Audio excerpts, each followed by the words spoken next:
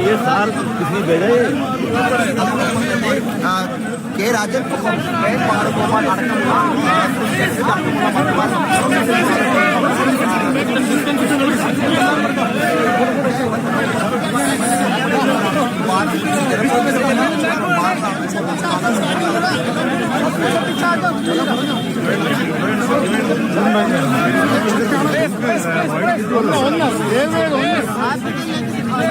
Please, please. Please.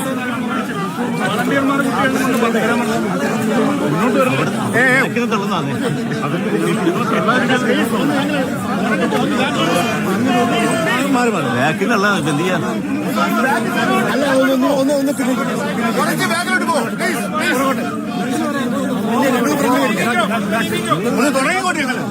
Please please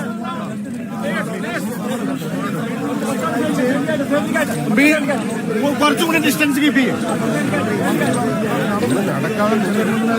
നിങ്ങൾ മുന്നേ ഒന്ന് മാറുന്ന മതി, ഞങ്ങൾ ബാക്ക് നടക്കാം. സെക്യൂരിറ്റി ജീവനക്കാർ നമ്മളെ തള്ളി മാറ്റുന്ന ദൃശ്യങ്ങൾക്കാണ്. സെക്യൂരിറ്റി ജീവനക്കാർ തടസ്സം സൃഷ്ടിച്ചുകൊണ്ട് കൃത്യമായ ദൃശ്യങ്ങൾ അതുകൊണ്ട് ലഭ്യമാക്കുന്നത് കേരളത്തിന്റെ ആവശ്യങ്ങൾക്ക്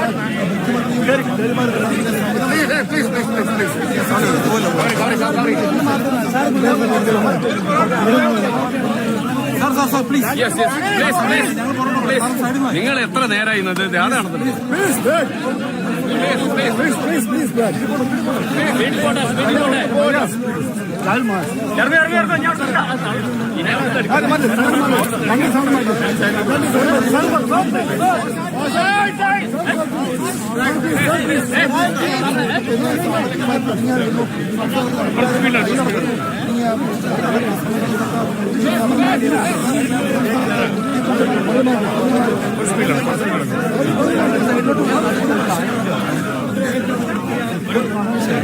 രാഹുല് കൈപിടിക്കണോ?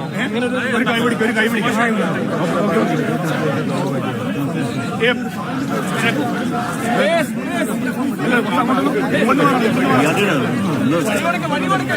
ഇങ്ങനെ അവിടെയുള്ളവർ വളരെ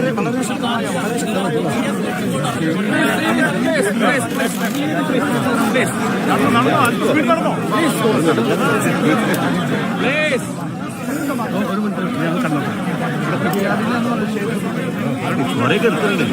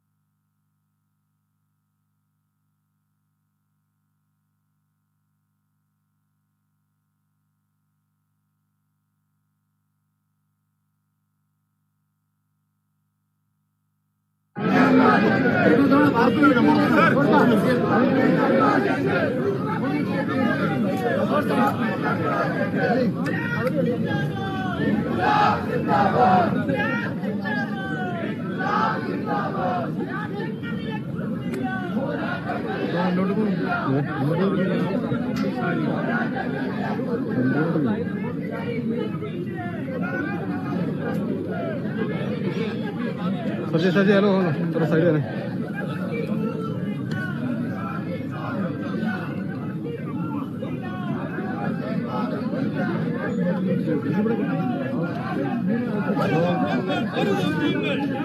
हेलो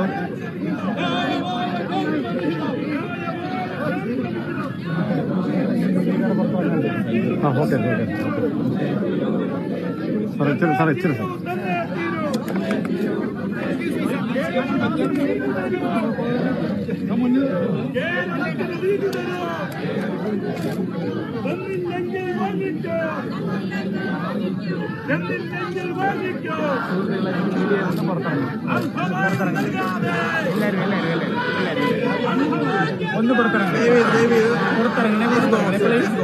ഒന്ന് പുറത്തിറങ്ങി please please please please media ഒന്ന് പുറത്തിറങ്ങി.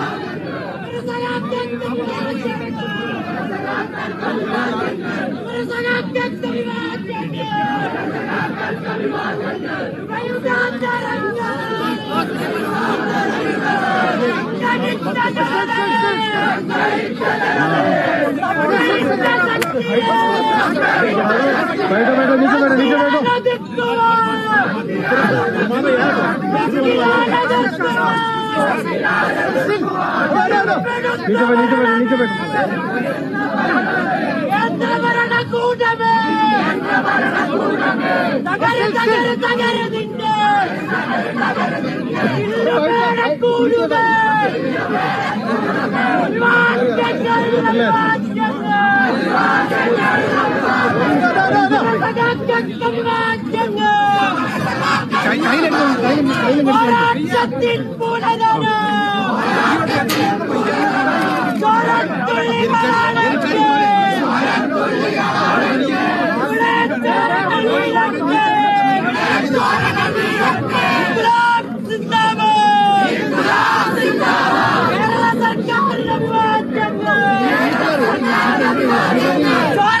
ചോരയിലെഴുതിയ അഭിവാദ്യങ്ങൾ,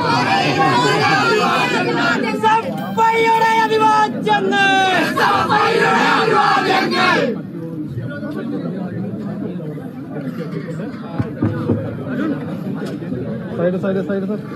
പ്രിയപ്പെട്ട സുഹൃത്തുക്കളെ, കേരളത്തിന്റെ സമരം ഇവിടെ ആരംഭിക്കാൻ പോവുകയാണ്. ദയവ് ചെയ്ത്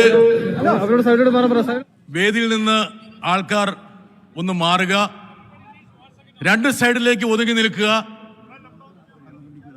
എല്ലാവരും അവരുടെ കസേരകളിൽ ഇരിക്കുക. കേരളത്തിന്റെ സമരം ഇവിടെ ആരംഭിക്കാൻ പോകുകയാണ്. ദയവ് ചെയ്ത് എല്ലാവരും തടസ്സം സൃഷ്ടിക്കുന്ന ഒരു സൈഡിലേക്ക് മാറുക. പ്ലീസ്, ദയവ് ചെയ്ത് എല്ലാവരും സൈഡിലേക്ക് മാറുക. എല്ലാവരും സൈഡിലേക്ക് മാറുക. Please please please please photo ഒക്കെ പിന്നീട് എടുക്കാം. പ്ലീസ് മാറുക. പ്രിയപ്പെട്ട സഹോദരി സഹോദരന്മാരെ, കേരളത്തിന്റെ ഐതിഹാസികമായ സമരം ഇവിടെ ആരംഭിക്കാൻ പോകുകയാണ്. ഇന്ത്യ എന്നാൽ യൂണിയൻ ഓഫ് സ്റ്റേറ്റ്സ് ആണ്. നമ്മൾ വിളിച്ച മുദ്രാവാക്യം പോലെ ആരും ആരുടെ കീഴെയുമല്ല, ആരുടെ താഴെയുമല്ല. ഈ വാക്കുകൾ യഥാർത്ഥത്തിൽ ഭരണഘടനാ ശില്പിയായ ഡോക്ടർ BR അംബേദ്കറുടെയാണ്. ആ ആപ്തവാക്യത്തിന് അടിവരയിടാൻ വേണ്ടിയാണ് ബഹുമാനപ്പെട്ട മുഖ്യമന്ത്രിയും മന്ത്രിമാരും ജനപ്രതിനിധികളും ഇന്ന് തലസ്ഥാന നഗരിയിൽ ഈ ശൈത്യകാലത്ത് ഒരു സമരത്തിന് തുടക്കം കുറിച്ചിരിക്കുന്നത്. ഇന്ത്യയുടെ സമര ചരിത്രത്തിലെ ഏറ്റവും തിളങ്ങുന്ന ഒരേടായിട്ട് ഈ സമരം മാറുമെന്ന കാര്യത്തിൽ ഞങ്ങൾക്ക് തർക്കമില്ല. ഈ സമരത്തെ അഭിവാദ്യം ചെയ്യാൻ നിരവധി പ്രമുഖ വ്യക്തികൾ എത്തിയിട്ടുണ്ട്. ഈ ചടങ്ങ് ഔപചാരികമായി ആരംഭിക്കുന്നതിന്റെ ഭാഗമായി CPM-ന്റെ രാജ്യസഭാ കക്ഷി നേതാവ്, CPM കേന്ദ്ര കമ്മിറ്റി അംഗം ശ്രീ എളമരം കരീമിനെ സ്വാഗതം ആശംസിക്കാൻ വേണ്ടി ഞാൻ ക്ഷണിക്കുന്നു.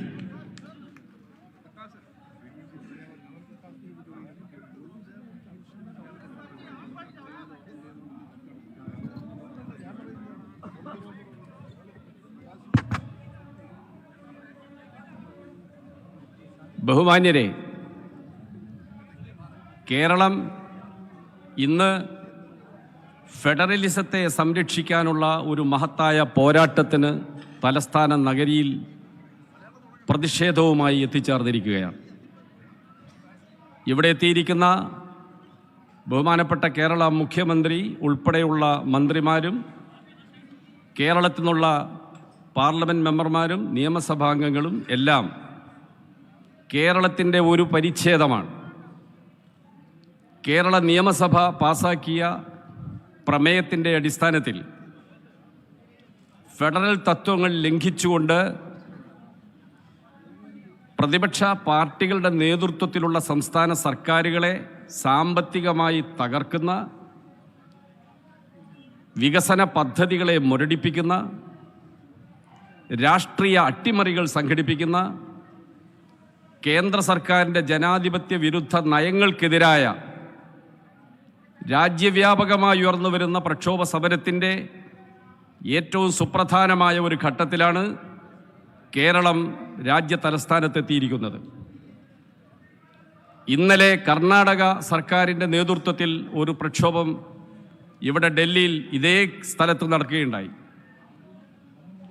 തമിഴ്നാട് ഇതേ പ്രശ്നങ്ങൾ ഉയർത്തിക്കൊണ്ട് കേന്ദ്ര സർക്കാരിൻ്റെ സംസ്ഥാനങ്ങളോടുള്ള നയങ്ങൾക്കെതിരെ, ഭരണഘടനാ വിരുദ്ധ നയങ്ങൾക്കെതിരെ നിരന്തരമായ പോരാട്ടത്തിലാണ്.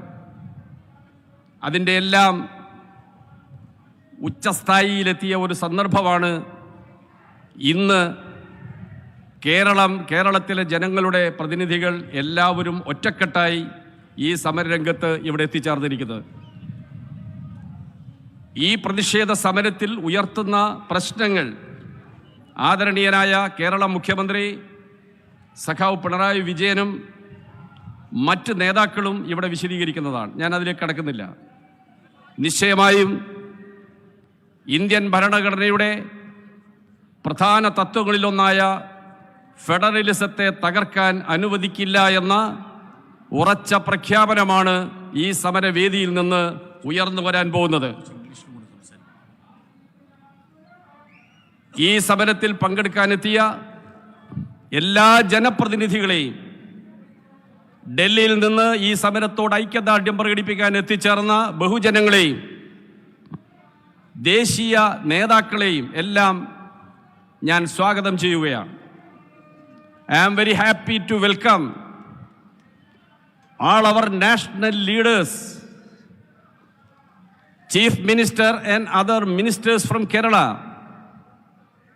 Member of Parliaments from Kerala and MLAs from Kerala, to raise protest against the anti-federal policies of Government of India. At all India level, several states led by opposition parties are on the path of agitation against the violation of constitutional rules such as federalism, secularism, and democracy. In that agitation, Kerala marks a historical day. Today, the entire Kerala people, representing the entire Kerala people, the whole ministry and people's representatives are assembled here to raise Kerala's protest against central government's anti-federal policies. ഇവിടെ എത്തിച്ചേർന്ന എല്ലാവരെയും ഞാൻ സ്വാഗതം ചെയ്യുന്നു. ആദരണീയനായ കേരള മുഖ്യമന്ത്രി ശ്രീ പിണറായി വിജയനെ നിങ്ങളുടെ എല്ലാവരുടെയും പേരിൽ സ്വാഗതം ചെയ്യുന്നു. Comrade Sitaram Yechury, General Secretary of CPIM, is present here. I welcome Comrade Sitaram Yechury. Comrade D. Raja, General Secretary of CPI, is here. I welcome Comrade D. Raja. CPIM State Secretary, Comrade Govindan Master, is here. I welcome MV Govindan Master. Secretary of our guest from Tamil Nadu, IT Minister of Tamil Nadu Cabinet, Shri Palani Thiagarajan, is here. He came in the morning and met Chief Minister and discussed and expressed his solidarity with Kerala. Now he is here to address you. I welcome Shri Palani Thiagarajan, IT Minister of Tamil Nadu. I welcome Shri Binoy Vishwam, Secretary of CPI Kerala State Committee. I welcome Jose K. Mani, Chairman of Kerala Congress is here. I welcome LDF convener, Kerala State convener, Comrade E.P. Jayarajan, Comrade Prakash Karat, Brinda Karat, M.A. Baby, A. Vijay Raghavan, and several other leaders are present here to express their solidarity with this historic agitation. I welcome you all, particularly the media persons and the peoples from the Delhi city who are come here to express their solidarity to the protest of Kerala people. All of you, once more, I welcome. Comrade Binoy Vishyam will preside over this function.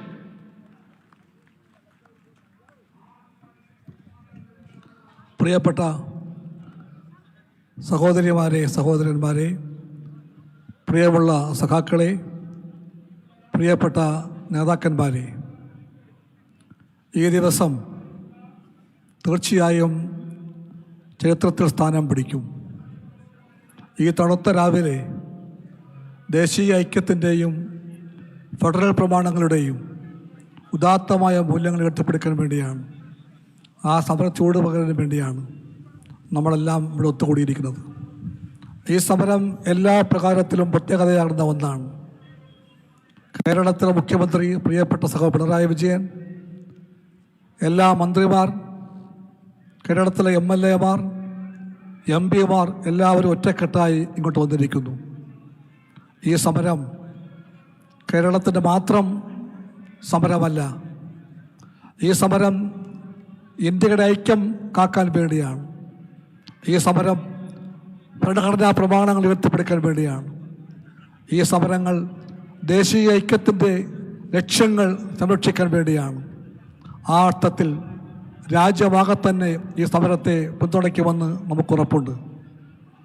Keralam ഇന്ത്യയുടെ ഭാഗമാണ്.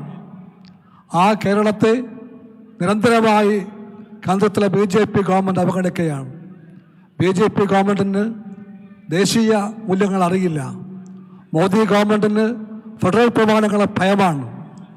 പരിപൂർണമായും അധികാരമെല്ലാം കേന്ദ്രീകരിച്ചുകൊണ്ട് സമത്വാധികാരവും കൈക്കലാക്കാൻ വേണ്ടിയുള്ള നീക്കവുമായി പോകുന്ന ഗവൺമെൻറ്റിന്, RSSൻ്റെ രാഷ്ട്രീയമായ ഇടുങ്ങിയ വശങ്ങൾ മാത്രം കാണാൻ കഴിയുന്ന ഗവൺമെൻറ്റിന് ഈ നാടിൻ്റെ തെക്കേ കോണിലുള്ള കേരളത്തെ കാണാനും കേൾക്കാനും കാതില്ലെങ്കിൽ കണ്ണില്ലെങ്കിൽ അവരെ കേൾപ്പിക്കുവാനും കാണിക്കുവാനും വേണ്ടിയാണ് ഈ പോരാട്ടമെന്ന് നാം പ്രഖ്യാപിക്കുന്നു.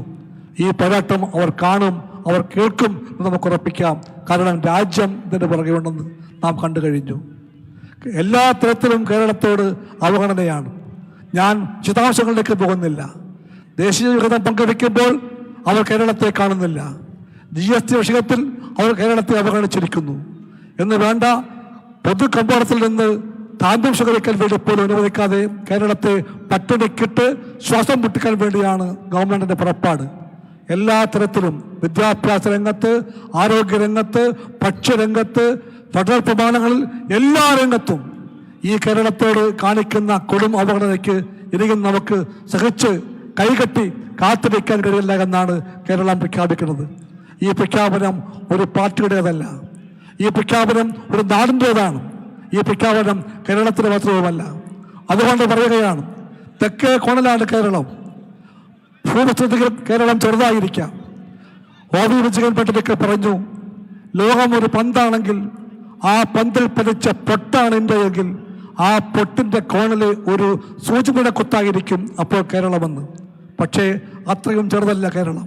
കേരളത്തിൻ്റെ ശബ്ദം ലോകം കേൾക്കുന്നുണ്ട്, ഇന്ത്യ കാണുന്നുണ്ട്. ഈ കൊച്ചു കേരളത്തിൻ്റെ വികാരങ്ങളെയും വിചാരങ്ങളെയും ആഹ്വാനങ്ങളെയും എന്നും കേരളം മാനിച്ചിട്ടുണ്ട്. കേരളം ഇന്ത്യക്ക് വഴി കാണിച്ച സംസ്ഥാനമാണ്. ഈ സംസ്ഥാനമാണ് ഭൂമന്ത്രങ്ങളെ ആദ്യമായി മാറ്റിക്കുറിച്ചത്. ഈ സംസ്ഥാനമാണ് ജന്മത്വ മന്ത്രങ്ങളെ തിരുത്തിക്കുറിച്ചത്. ഈ ഗവൺമെൻറ്റാണ് എല്ലാവർക്കും വിദ്യാഭ്യാസം, എല്ലാവർക്കും ആരോഗ്യം ഉറപ്പാക്കിയത്. ആ ഗവൺമെൻറ്റിന് ഈ ഗവൺമെൻറ്റിന് അതുകൊണ്ട് എല്ലാം പറയാൻ കഴിയും. ആ പാതയിലൂടെയാണ് LDF മുന്നോട്ട് പോയത്. പുത്തൻ കേരളത്തിൻ്റെ സൃഷ്ടിയിലൂടെ, പുത്തൻ കേരളത്തിൻ്റെ ഒഴുകിലൂടെ ഇന്ത്യക്ക് മുമ്പോട്ട് പോകാൻ വേണ്ടിയുള്ള ശ്രമത്തിലാണ് നാം നിൽക്കുന്നതെന്ന് നമുക്കറിയാം. ആ ഒരു തിരിച്ചറിവിലാണ് എല്ലാ മന്ത്രിമാരും, എല്ലാ MLA മാരും, എല്ലാ MP മാരും ഇവിടെ എത്തിയതെന്ന് നമുക്കെല്ലാവർക്കും ആവേശപൂർവ്വം പറയുവാൻ കഴിയും. സഖാക്കളെ, സുഹൃത്തുക്കളെ, ഇതിനകത്ത് എല്ലാവരും വരണമെന്ന് നമ്മൾ ആഗ്രഹിച്ചിരുന്നു. പക്ഷെ നിർഭാഗ്യവശാൽ കേരളത്തിലെ കോൺഗ്രസ് നേതാക്കന്മാർക്ക് അത് മനസ്സിലാക്കാനായിട്ടില്ല. അവർക്ക് മാത്രം ബോധ്യമാകാനിടത്താൽ അകന്നു പോകാൻ ശ്രമിക്കുകയാണ്. ഇന്നലെ നമ്മൾ കണ്ടു, കർണാടകത്തിലെ ഗവൺമെന്റ് ഇവിടെ വന്നു, ആ ഗവൺമെന്റ് സമരച്ചു നിൽക്കുന്നു. ആ കർണാടകത്തിന്റെ ആ മാർഗം കേരളത്തിലെ കോൺഗ്രസുകാർക്ക് ബോധ്യപ്പെടാൻ കഴിയട്ടെ എന്ന് എനിക്ക് പറയാനുള്ളൂ. If spring has come can spring be, if winter has come can spring be far away എന്ന് പറയുമ്പോഴാണ് വിഷയം. കർണാടകത്തിന് ബോധ്യപ്പെട്ടുവെങ്കിൽ നാളെ കേരളത്തിലെ കോൺഗ്രസുകാർക്ക് ബോധ്യപ്പെടുമെന്ന് നമുക്ക് ഉറപ്പിക്കാം. സഹാക്കളെ, സുഹൃത്തുക്കളെ, ഞാൻ ദുഃഖമായിട്ട് ഒന്നും പറയാൻ ആഗ്രഹിക്കുന്നില്ല. ഇപ്പോൾ നമ്മുടെ നാടിൻ്റെ എല്ലാ വികാരങ്ങളെയും, എല്ലാ ഐക്യത്തെയും, എല്ലാ പാരമ്പര്യങ്ങളെയും, എല്ലാ പോരാട്ട ദിനത്തെയും ഉയർത്തിപ്പിടിക്കുന്ന സമരത്തിലേക്ക് എത്തിച്ച എല്ലാവരെയും ഞാൻ എല്ലാവർക്കും വേണ്ടിയും അഭിവാദ്യം ചെയ്യുന്നു. എൻ്റെ വാക്കുകൾ ചുരുക്കുന്നു. സഹാക്കളെ, മുന്നോട്ട്. We are glad to invite Dr. Farooq Abdullah, who has come to express solidarity with this agitation. ये बड़ा आंदोलन यहाँ हम शुरू हो रहे, सिर्फ केरला अकेला नहीं है, ये इंडिया का डिफरेंट लीडर्स, डिफरेंट स्टेट्स हमारा साथ है. अभी भी मैसेज सीएम साहब को मिला है मिजोरम सीएम के तरफ से. ये एजिटेशन को सोलिडारिटी डिक्लेयर करके उन्होंने मैसेज भेजा है. I warmly welcome doctor Farooq Abdullah to this great agitation. अभी ये कार्यक्रम का इनाग्रेशन है. केरल का मुख्यमंत्री, respected chief minister, will inaugurate this great agitation which is going to create history in this country. And this path-breaking agitation will have tremendous impact in center-state relations. ये लड़ाई हम शुरू हो रहे. I warmly welcome the Chief Minister of Kerala, one of the fairest fighters of this country for the federal character of this nation.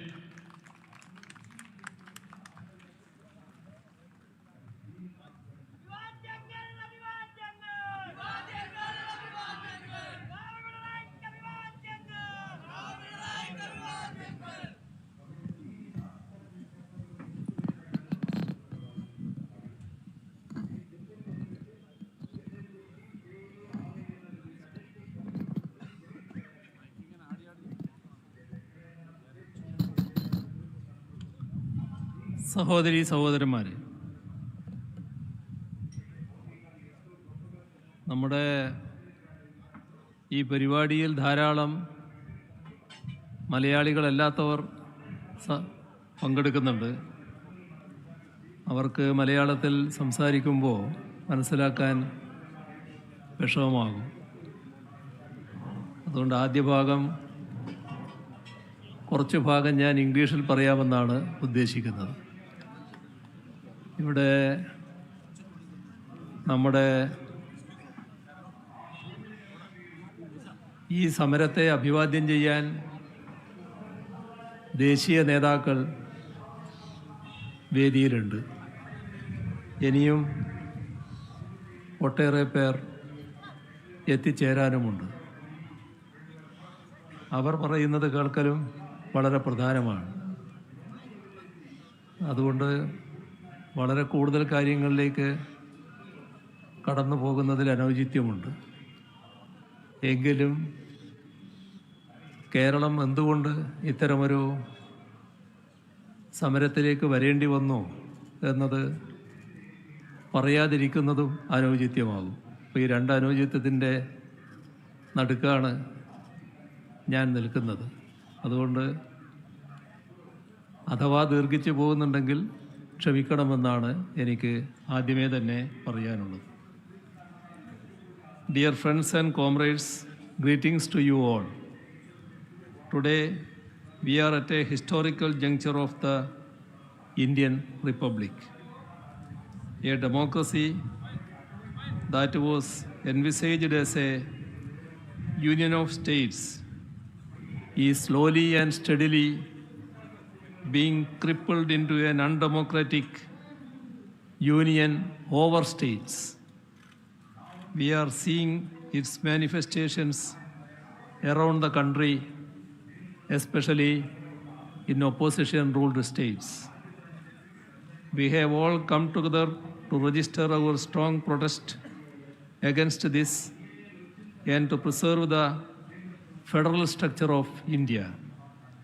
Today, we are marking the beginning of a renewed fight that would herald a dawn of ensuring equitable treatment of the states. This fight would also strive to maintain a balance in the center-state relations. Thus, the 8th of February 2024 is going to be a red-letter day in the history of the Republic of India. At the outset, let me extend a warm welcome and convey greetings to all those who have gathered here representing various state governments and opposition political parties. The fight to ensure that India remains a sovereign, secular, democratic republic with federalism as its hallmark will be a long-drawn one. Let this be an opportunity for all of us to reaffirm our commitment to this struggle. Over the years, the Union has been making laws that encroach upon the state's powers and duties in several sectors, even on law and order, which is absolutely in the state's list in the Constitution. Laws have been made by the Union in agriculture, education, power, and cooperation, and so on, crippling the state's rights. Even a ministry for cooperation has been formed.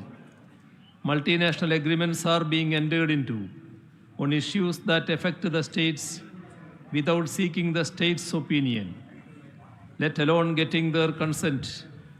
These are all telling examples of how the rights of states are being trampled upon and how India is being changed into an undemocratic union over states. However, the body blow to India's federal structure is coming from the Union eating into the state's financial resources. It is being alleged that the same people who wax eloquent about cooperative federalism have tried to undercut the resources to be allocated to the states by the Finance Commission. On top of that, we are seeing the Union's allocation for their own schemes coming down year after year, while the states are being forced to chip in more and more. As it is, the states are having to shoulder the major burden of expenses in the country. According to RBI reports, the states are having to cover a substantial 65% of the country's total expenses, with the Union's contribution being only 35%. But when it comes to revenue sharing, it goes in the reverse direction. The Union government pockets about 65% and the states are left with only 35%. States have to meet 65% of the expenses with only 35% of the revenue. Even in the interim budget that was presented a few days back, the states are being further squeezed as the loans given for capital expenditures have been reduced. Despite the Union having a lower share than the states in many central schemes, they are keen to brand them. They even go to the extent of saying that funds will not be issued if there is no branding. Branding is essentially labeling. By doing so, the self-worth of the beneficiaries of such schemes is being questioned. No responsible government that sees development and welfare as people's genuine rights can name and shame their own citizens. Let us take the examples of Kerala's Life Mission. So far, 3,74,508 houses have been built under it. A total of rupees 17,104 crores and 87 lakhs has been spent for it. the union share in it is merely rupees 2,081 crore 69 lakhs only, a paltry 12.17%. 87.83% of it has been borne by the government of Kerala and LSGDs in Kerala. Even in this project, they are adamant that they should be named. If not, they say that they will withhold even their minuscule share, just because the union demands that their name board should be kept. Let us not be under any illusion that this project is their benevolence. Just imagine the pitiable scene of a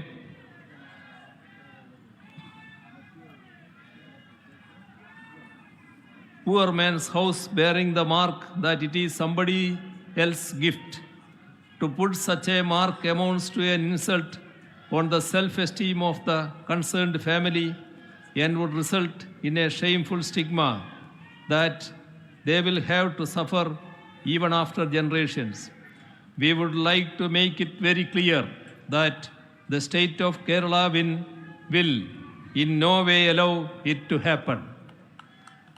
We see a rapid rise in the union's revenue earned through cess and surcharge. They need not be shared with the states as they do not come under the divisible pool.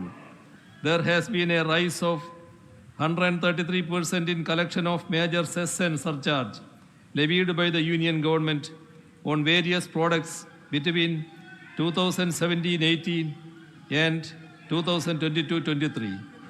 It went up from rupees 2,18,553 crore to rupees 5,10,549 crore during that 5-year period. Despite amassing all this revenue, not a single penny from it is shared with the states. We all know what has happened with the GST compensation. It was regularly being delayed, and it was when many of us state governments decided to approach the Honorable Supreme Court together that the union government disbursed arrears. The revenue neutral rate that was predicted when GST was being rolled out is said to be achieved. Yet, GST compensation has been done away with. When GST was introduced, there were some calculations by the Ministry of Finance that envisaged that in order to be revenue neutral, the average GST rate must be at least 17%. Until we achieve that specific benchmark, the union government is obliged to continue GST compensation. The current average rate is only 11.4%. States had to give up considerable financial rights so that GST could be introduced. Now we should stand together to ensure that what is rightfully ours is not denied. ഇവിടെ കേരളത്തെ സംബന്ധിച്ചിടത്തോളം 3 തരത്തിലുള്ള കുറവുകളാണ് ഉണ്ടാകുന്നത്.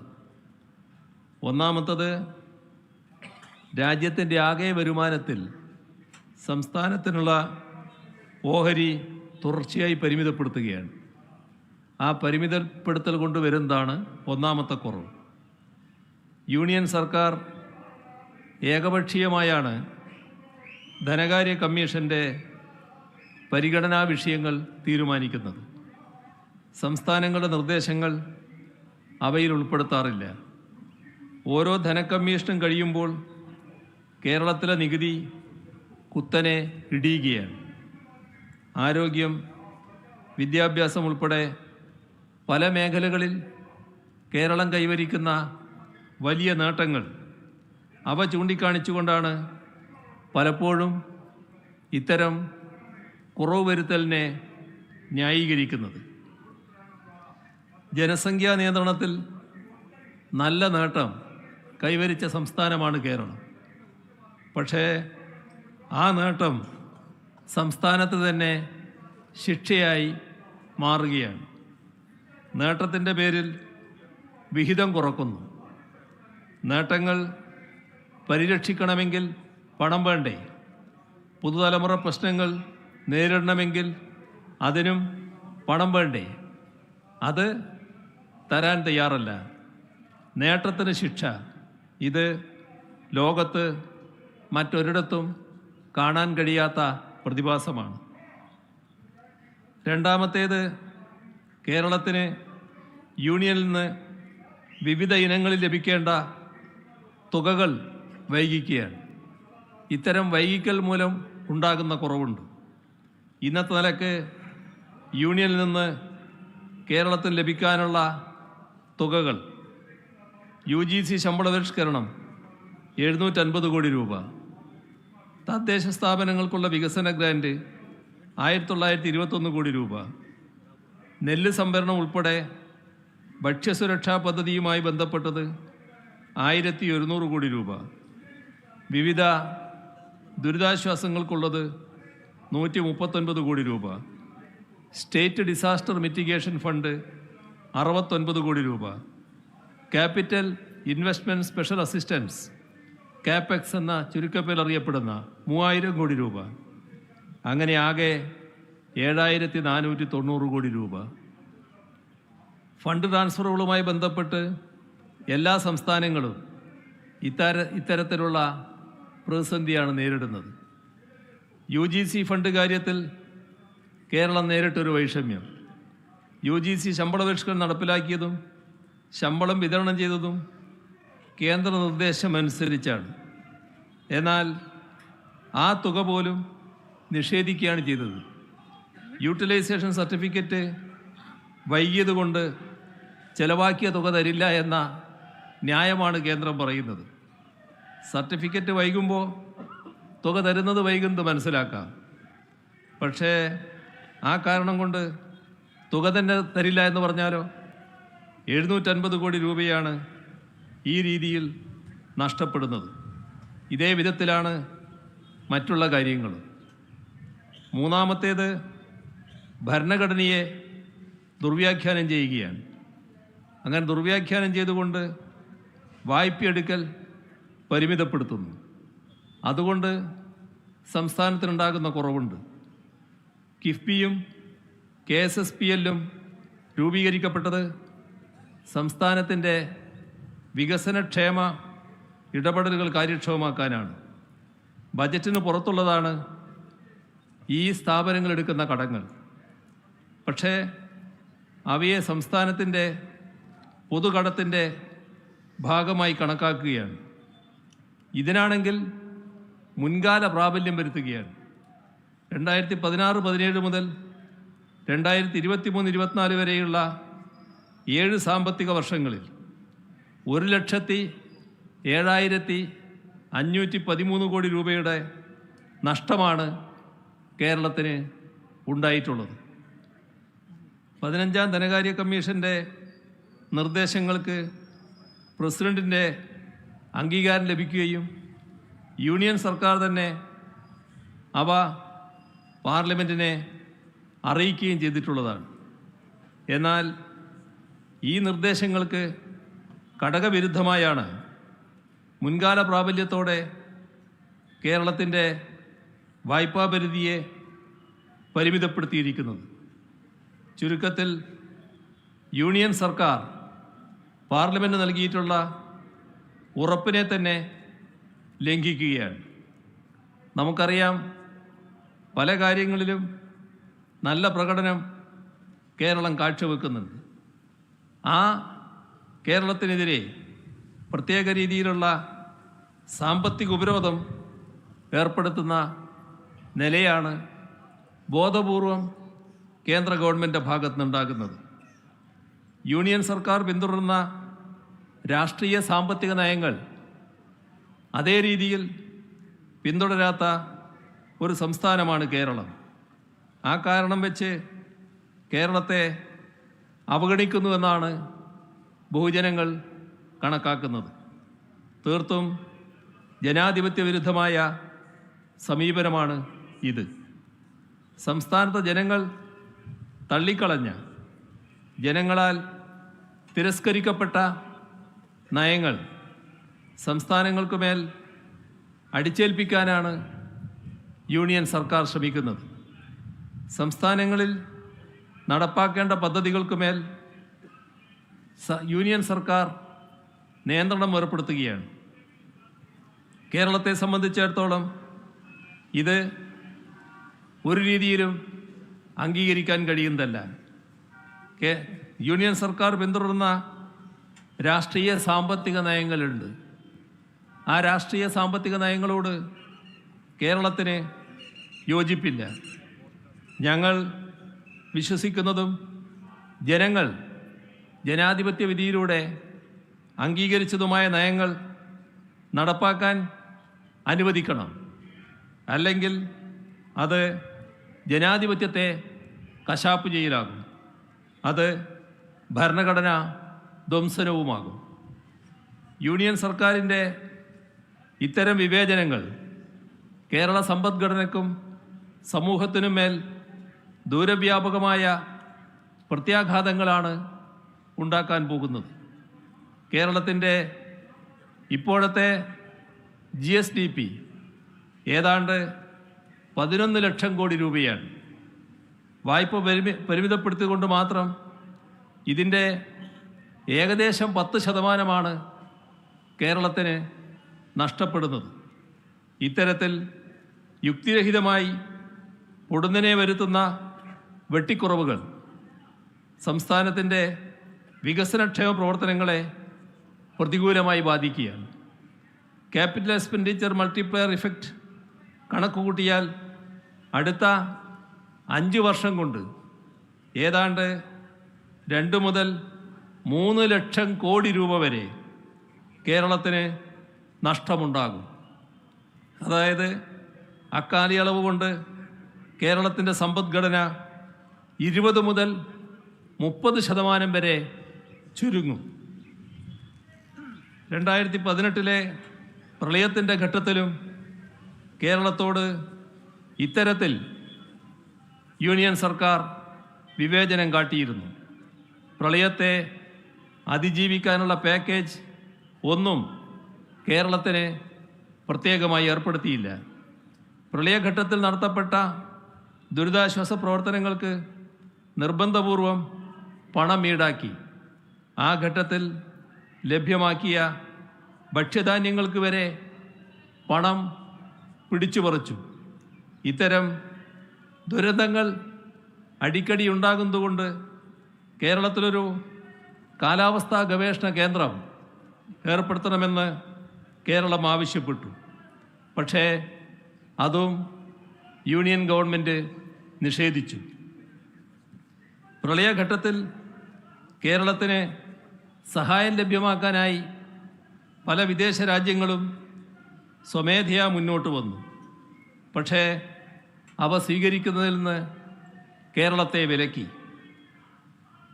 കേരളത്തിലെ സഹോദരങ്ങൾ പ്രവാസികളായി വിവിധ രാജ്യങ്ങളിലുണ്ട്. അവർ അവിടുന്ന് സംഭാവന നൽകാൻ തയ്യാറാണ്. ഏതെങ്കിലും മന്ത്രിമാരാരെങ്കിലും വന്നാൽ നന്നാകുമെന്ന് പറഞ്ഞതിൻ്റെ ഭാഗമായി അവരെ പോയി കാണുന്നതിന് കേരളത്തിന് തീരുമാനമെടുത്തു. പക്ഷേ കേരളത്തിൻ്റെ മന്ത്രിമാരെ യൂണിയൻ സർക്കാർ വിലക്കുന്ന നിലയാണ് എടുത്തത്. എത്ര മനുഷ്യത്വരഹിതമായ രീതിയിലാണ് കേന്ദ്ര ഗവൺമെൻറ്റിൻ്റെ സമീപനമെന്താണ് ഇത് കാണിക്കുന്നത്.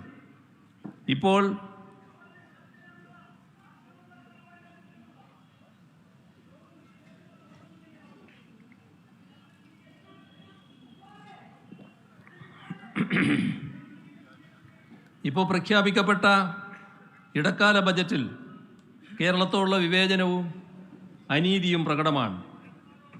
കേരളത്തിൻ്റെ ആവശ്യങ്ങളൊന്നും അംഗീകരിക്കപ്പെട്ടിട്ടില്ല. എയിംസ്, കേരയിൽ, ശബരിപാത, കോച്ച് ഫാക്ടറി, മെമു ഷെഡ് തുടങ്ങിയ ആവശ്യങ്ങളൊന്നും കേട്ടതായി പോലും നടിച്ചില്ല. സ്വാഭാവിക റബ്ബറിൻ്റെ ഇറക്കുമതി ചുങ്കം വർദ്ധിപ്പിക്കുമെന്ന പ്രഖ്യാപനം ഉണ്ടായിട്ടില്ല. റബ്ബർ വിലസ്ഥിരത ഉറപ്പുവരുത്താനായി ഒരു കേന്ദ്ര ഫണ്ടും സ്ഥാപിച്ചിട്ടില്ല. തീരദേശ സംരക്ഷണത്തിനായി ഒരു പാക്കേജും പ്രഖ്യാപിച്ചില്ല. സാമൂഹ്യ സാമ്പത്തിക മേഖലകളിലെ നേട്ടങ്ങളുടെയും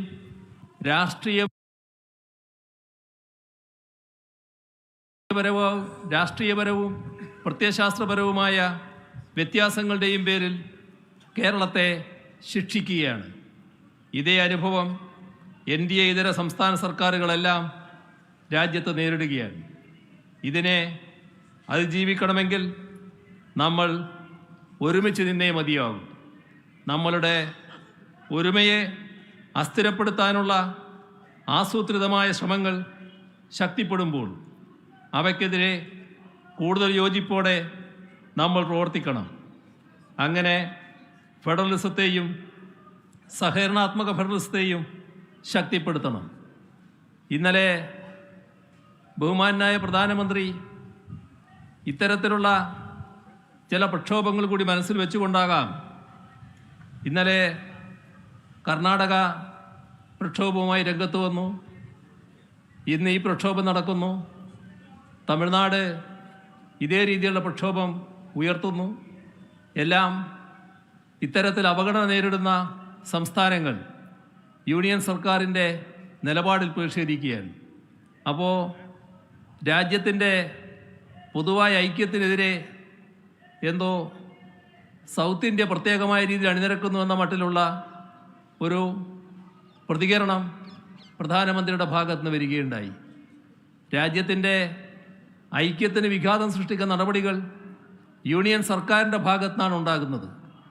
ഞങ്ങൾ രാജ്യത്തിൻ്റെ ഐക്യത്തിന് വേണ്ടിയാണ് നിലകൊള്ളുന്നത്. രാജ്യത്തിൻ്റെ ഫെഡറലിസമാണ് രാജ്യത്തിൻ്റെ ഐക്യം ഉറപ്പുവരുത്തുന്നത്. മതനിരപേക്ഷതയാണ് രാജ്യത്തിൻ്റെ ഐക്യം ഉറപ്പുവരുത്തുന്നത്. അത്തരം കാര്യങ്ങൾ ശക്തിപ്പെടുത്തണം എന്നത് തന്നെയാണ് ഞങ്ങളുടെ പൊതുവായ നിലപാട്. അതിൽ ഏതെങ്കിലും തരത്തിലുള്ള വെള്ളം ചേർക്കലുകൾ നടക്കുമ്പോൾ, അതിന് വ്യതിയാനങ്ങളുണ്ടാകുമ്പോൾ അതിനെതിരെ ഞങ്ങൾ പ്രതികരിക്കുന്നുവെങ്കിൽ അത് രാജ്യത്തിൻ്റെ ഐക്യത്തിനാണ് വഴിവെക്കുക എന്നുള്ളതാണ് ഞങ്ങൾക്ക് ആ കാര്യത്തിൽ പറയാനുള്ളത്. ഇടക്കാല ബജറ്റിൽ ഉൾപ്പെടെ രാജ്യത്തെ സാധാരണക്കാർക്കും പാവപ്പെട്ടവർക്കും വേണ്ടി തങ്ങളൊന്നും ചെയ്യാൻ ഉദ്ദേശിക്കുന്നില്ല എന്നാണ് യൂണിയൻ സർക്കാർ വ്യക്തമാക്കിയിട്ടുള്ളത്. എന്നാൽ ജനങ്ങളുടെ സുഖവും ക്ഷേമവും ഉറപ്പുവരുത്താൻ പ്രതിജ്ഞാബദ്ധതയുള്ളവരെന്ന നിലക്ക് നമുക്ക് സംസ്ഥാന സർക്കാരുകൾക്ക് അത്തരത്തിലൊരു മനുഷ്യത്വ വിരുദ്ധ സമീപനം കൈക്കൊള്ളാൻ കഴിയുകയില്ല. ഓരോ സംസ്ഥാനത്തിൻ്റെയും അവസ്ഥ പരിശോധിച്ചാൽ ഈ കാര്യം മനസ്സിലാക്കാൻ കഴിയും. വലിയ തോതിൽ കേന്ദ്ര സർക്കാർ സഹായം നൽകുന്ന തൻകുഞ്ഞുങ്ങളായി കണക്കാക്കുന്ന സംസ്ഥാനങ്ങളുടെ പൊതുവായ പുരോഗതി എന്താണ് എന്ന് പരിശോധിക്കുമ്പോൾ അവിടുത്തെ ജനങ്ങളുടെ ജീവിത നിലവാരം എങ്ങനെ പുറകോട്ട് പോകുന്നു എന്നത് കാണാൻ കഴിയും. നമുക്ക് അർഹതപ്പെട്ടത് നേടിയെടുക്കാനായി പോരാടുന്നതിനോടൊപ്പം തന്നെ ജനങ്ങളുടെ ആവശ്യങ്ങൾ നിറവേറ്റാനുള്ള നൂതന മാർഗങ്ങൾ ആരായുകയും വേണം എന്നതാണ് ഞങ്ങൾ കാണുന്നത്. സംസ്ഥാനത്ത് സാമ്പത്തിക വൈഷമ്യമുള്ളത് സംസ്ഥാന സർക്കാരിൻ്റെ കെടുകാര്യസ്ഥത കൊണ്ടാണ് എന്ന് ചിലർ ആക്ഷേപിക്കാൻ തയ്യാറാകുന്നുണ്ട്. പൂർണ്ണമായും സത്യവിരുദ്ധമായ വാദമാണിത്. വൈഷമ്യങ്ങൾക്കിടയിലും ട്രഷറി സമ്പൂർണമായും കേരളത്തിൽ പ്രവർത്തന സജ്ജമാണ്. തനത് വരുമാനം വളരെ ശ്രദ്ധേയമാവിധം ഉയർന്ന ഘട്ടവുമാണിത്. സംസ്ഥാനത്തിൻ്റെ മൊത്തം ചെലവെടുത്താൽ 2020-21 1,31,884 കോടി രൂപയായിരുന്നു. അത് 2020-21. അപ്പോൾ 2022-23 1,58,738 കോടി രൂപയായി ഉയർന്നു. 1,31,000 കോടിയിൽ നിന്ന് 1,58,000 കോടിയായി ഉയർന്നു. ഈ വർഷാവസാനം അത് 1,68,407 കോടി രൂപയായി ഉയരുമെന്നാണ് നാം കാണേണ്ടത്. ഇത് സംസ്ഥാനത്തിൻ്റെ സാമ്പത്തിക സജീവതയാണ് കാണിക്കുന്നത്, കെടുകാര്യസ്ഥയല്ല. തനത് വരുമാനത്തിൽ കാര്യമായ വർധനവുണ്ടാക്കിക്കൊണ്ട് തന്നെയാണ് കൂടുതൽ തുക ചെലവിട്ടത്. ഒറ്റ വർഷം കൊണ്ട് തനത് നികുതി വരുമാനം 2020-21 47,661 കോടി രൂപയായിരുന്നത് 2021-22 58,341 2022-23 71,968 കോടി രൂപയായും സംസ്ഥാനത്തിന് ഉയർത്താനായി. വർഷാവസാനം 78,000 കോടി രൂപയാവും. അതായത് 2020-21 നിന്ന് 47,661 കോടിയിൽ നിന്ന് ഈ വർഷം അവസാനമാകുമ്പോൾ 78,000 കോടി രൂപയിലേക്ക് ഉയർത്താൻ സംസ്ഥാനത്തിന് കഴിയുകയാണ്. ഇത് കേന്ദ്ര ഗവൺമെൻറ്റിൻ്റെ ഭാഗത്തു നിന്നുള്ള എല്ലാ ദ്രോഹ നടപടികളും ഉണ്ടായിട്ടും കേരളത്തിലെ സാമ്പത്തിക നിശ്ചലത ഉണ്ടായില്ല എന്നാണ് വ്യക്തമാക്കുന്നത്.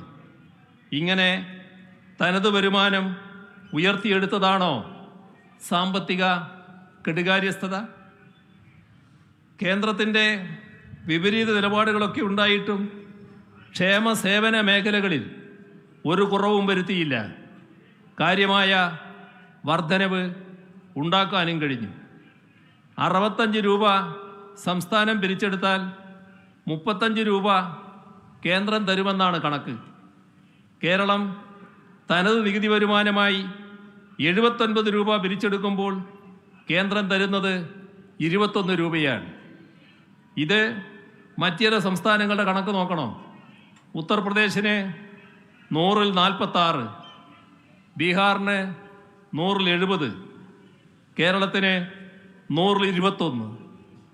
ഇതിനെ വിവേചനമെന്നല്ലാതെ എന്താണ് പറയേണ്ടത്?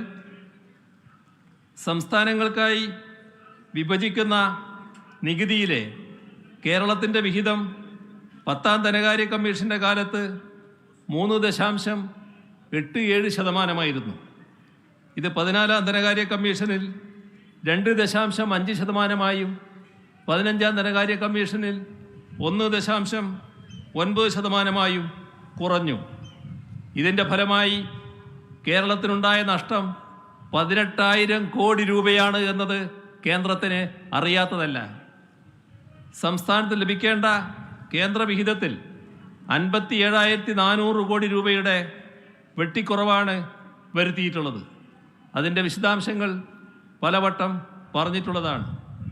GST നഷ്ടപരിഹാരം നിർത്തലാക്കിയതിനെ തുടർന്ന് 12,000 കോടി, റവന്യൂ ഡെഫിസിറ്റ് ഗ്രാന്റ് ഇനത്തിൽ 8,400 കോടി, നേരത്തെ പറഞ്ഞ കിഫ്ബിയുടെ അതേപോലെ പെൻഷൻ കമ്പനിയുടെ വായ്പകൾ പൊതുകടമായി കണക്കാക്കിയതിലൂടെ കടപരിധിയിൽ വെട്ടിക്കുറവ് വരുത്തിയതിൻ്റെ ഭാഗമായി 7,000 കോടി, പബ്ലിക് അക്കൗണ്ടിലുള്ള പണം പൊതുകടത്തിലേക്ക് ഉൾപ്പെടുത്തിയതിലൂടെ 12,000 കോടി.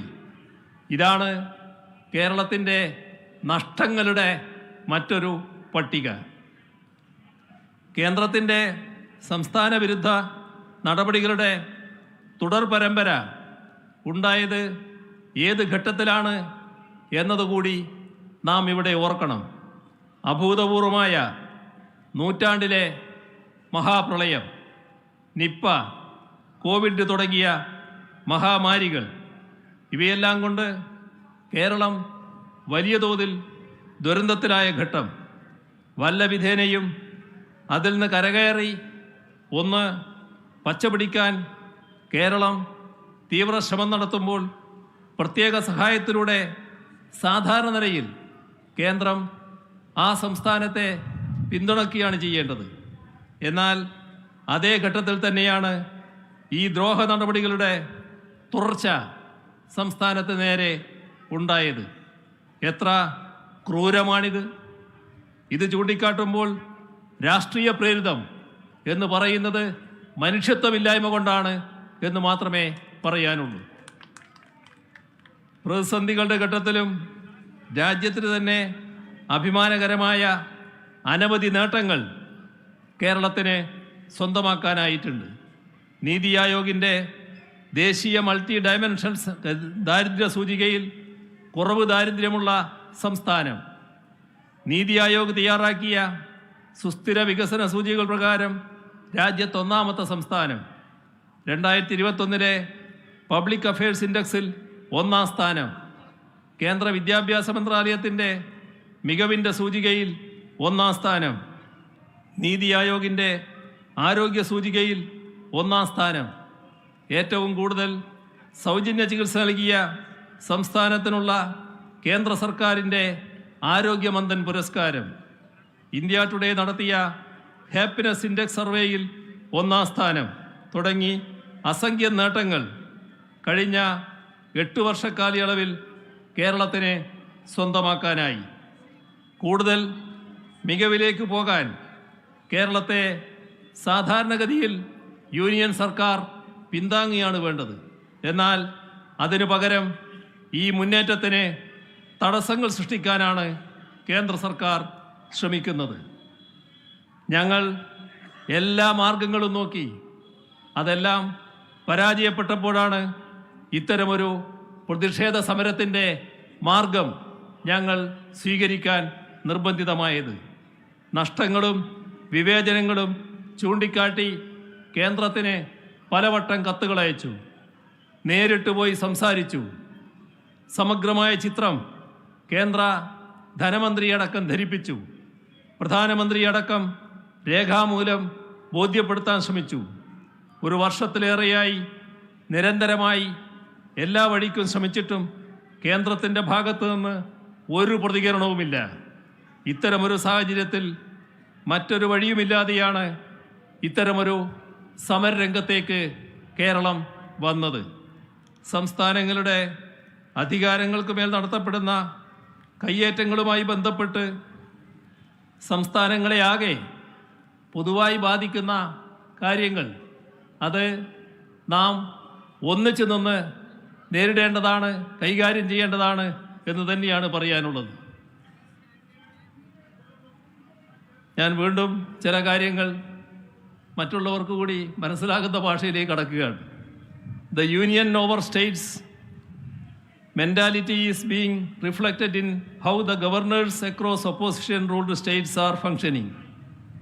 Constitutionally, governors are to exercise their duties on the advice of the state cabinets. However, we are seeing this phenomena of governors in opposition-ruled states acting at the behest of the powers that appointed them, that is, the union government. We are gathered here in Delhi, where the union government has intruded extensively into the powers of the state government. As you are aware, this has become subject to severe criticism of the Supreme Court. We are all familiar with the case that was filed by the Delhi state government in the Honorable Supreme Court and the verdict of the Constitution bench. However, within days of that landmark judgment, in which the Honorable Chief Justice opined that a constitutionally entrenched and democratically elected government needs to have control over its administration, the union government introduced an ordinance and subsequently passed a bill in the parliament. It proves to us that the union government will go forward with their authoritarian tendencies to any extent to usurp the rights of the states. We have seen gubernatorial excesses in Punjab, West Bengal, Odisha, Telangana, Tamil Nadu, and so on. In many states, including Kerala, we have seen governors trying to overreach their constitutional mandate by meddling with the autonomy of the legislature. Assent to bills passed by legislative assemblies have been indefinitely delayed. In this context, it is to be noted that the Supreme Court did warn the governors that they were playing with the fire. Yet, governors continue to play their political games. Multiple state governments have had to approach the judiciary against such undemocratic high-handedness. Kerala's governor does not have time to spend in Kerala. Mostly he is outside. ഇന്നും ഇവിടെയുണ്ട്. കേരള ഹൗസിൽ ചിലർ ചോദിച്ചു നിങ്ങളെ സമരത്ത് പങ്കെടുക്കാനോ കാണാനോ വന്നതാണോ. If at all he comes to Kerala, he does not have time to read out the entire governor's address in the assembly. But he has time to sit on the road and create a scene. In all opposition-ruled states, there have been instances of chancellors acting as at the behest of their political masters in matters related to universities. Interests and statutes of the states are being sidelined in this regard. Rather than consulting the state governments, even on matters related to state-funded universities, governors have made political interferences as chancellors. In Kerala too, the same is happening. The chancellor, by misusing his powers, is appointing Senate members according to his own whims and fancies in an attempt to usurp the administration of universities and thereby even destroying the academic autonomy of our universities. There are some who alleged that this protest in Delhi is politically motivated. In reality, it is that allegation what is politically motivated. This protest is against the denial of what is rightfully ours. Isn't it a fact that our borrowings have been limited and that our grants have been denied? How is it politically motivated to point it out? It is not just Kerala that is protesting against the political discrimination against states. Karnataka has also come out in protest.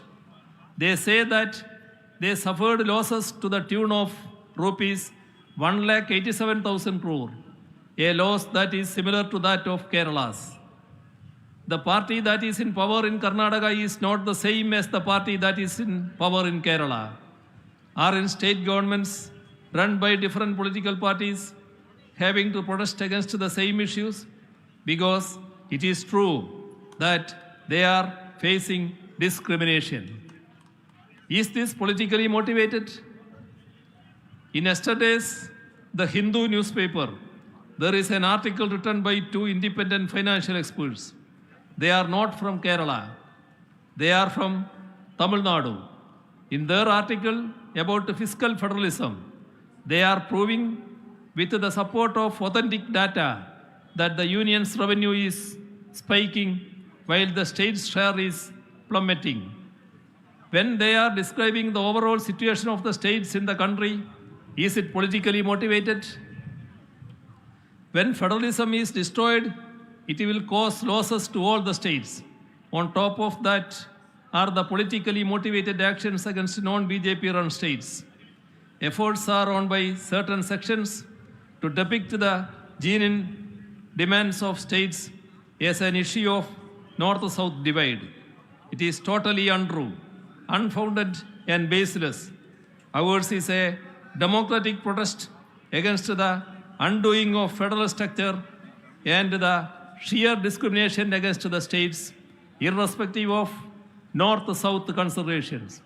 However, taking into account the interests of our people and our state, we cannot be quiet. In our attempts to strengthen federalism and cooperative federalism, all these issues need to be addressed in such a way that India flourishes as a union of states instead of nose diving into an autocratic union over states. I hope that today's gathering will go a long way in reaffirming our resolve to strengthen our states and thereby our country. Let us hope that more states and opposition parties will join hands in this democratic struggle. Let me conclude by thanking you all for your presence and by extending greetings to you all once again. Thank you.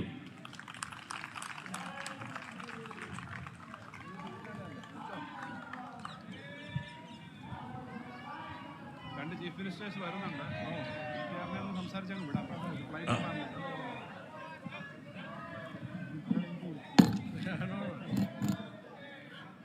Chief Ministers of Delhi and Punjab, Mr. Kejriwal ji and Mr. Bhagwant Mann, are coming here to express their solidarity for this great agitation.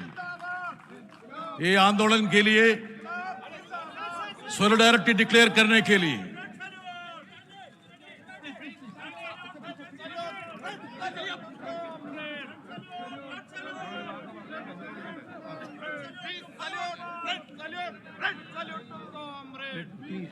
ये अपनी करेंगे कुछ चाहिए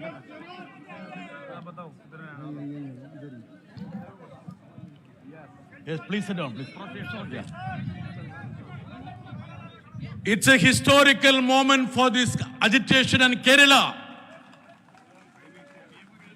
Two chief ministers, Delhi Chief Minister Mr. Kejriwal and Punjab Chief Minister Mr. Bhagwant Mann, both of them represent at least 6 crores of people in this country.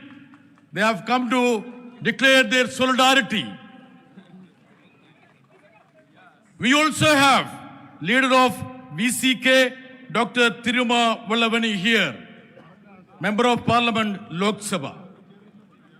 With the permission of Dr. Farooq Abdullah ji, Kejriwal ji, Bhagwant Mann ji, and other senior leaders, let me now invite Sri Palanivel Tyagarajan, the Minister of IT in Tamil Nadu. Let me just briefly say, he is one of the brave fighter for center-state relations. When he was a finance minister of Tamil Nadu, he jointly fought with Kerala for the rights of the states. Center और राज्यों के बीच में न्याय होने के लिए जितना लड़ाई कर रहा है, इसका आगे है हमारा दोस्त PTR. With your permission, I invite Mr. PTR to address this historic agitation.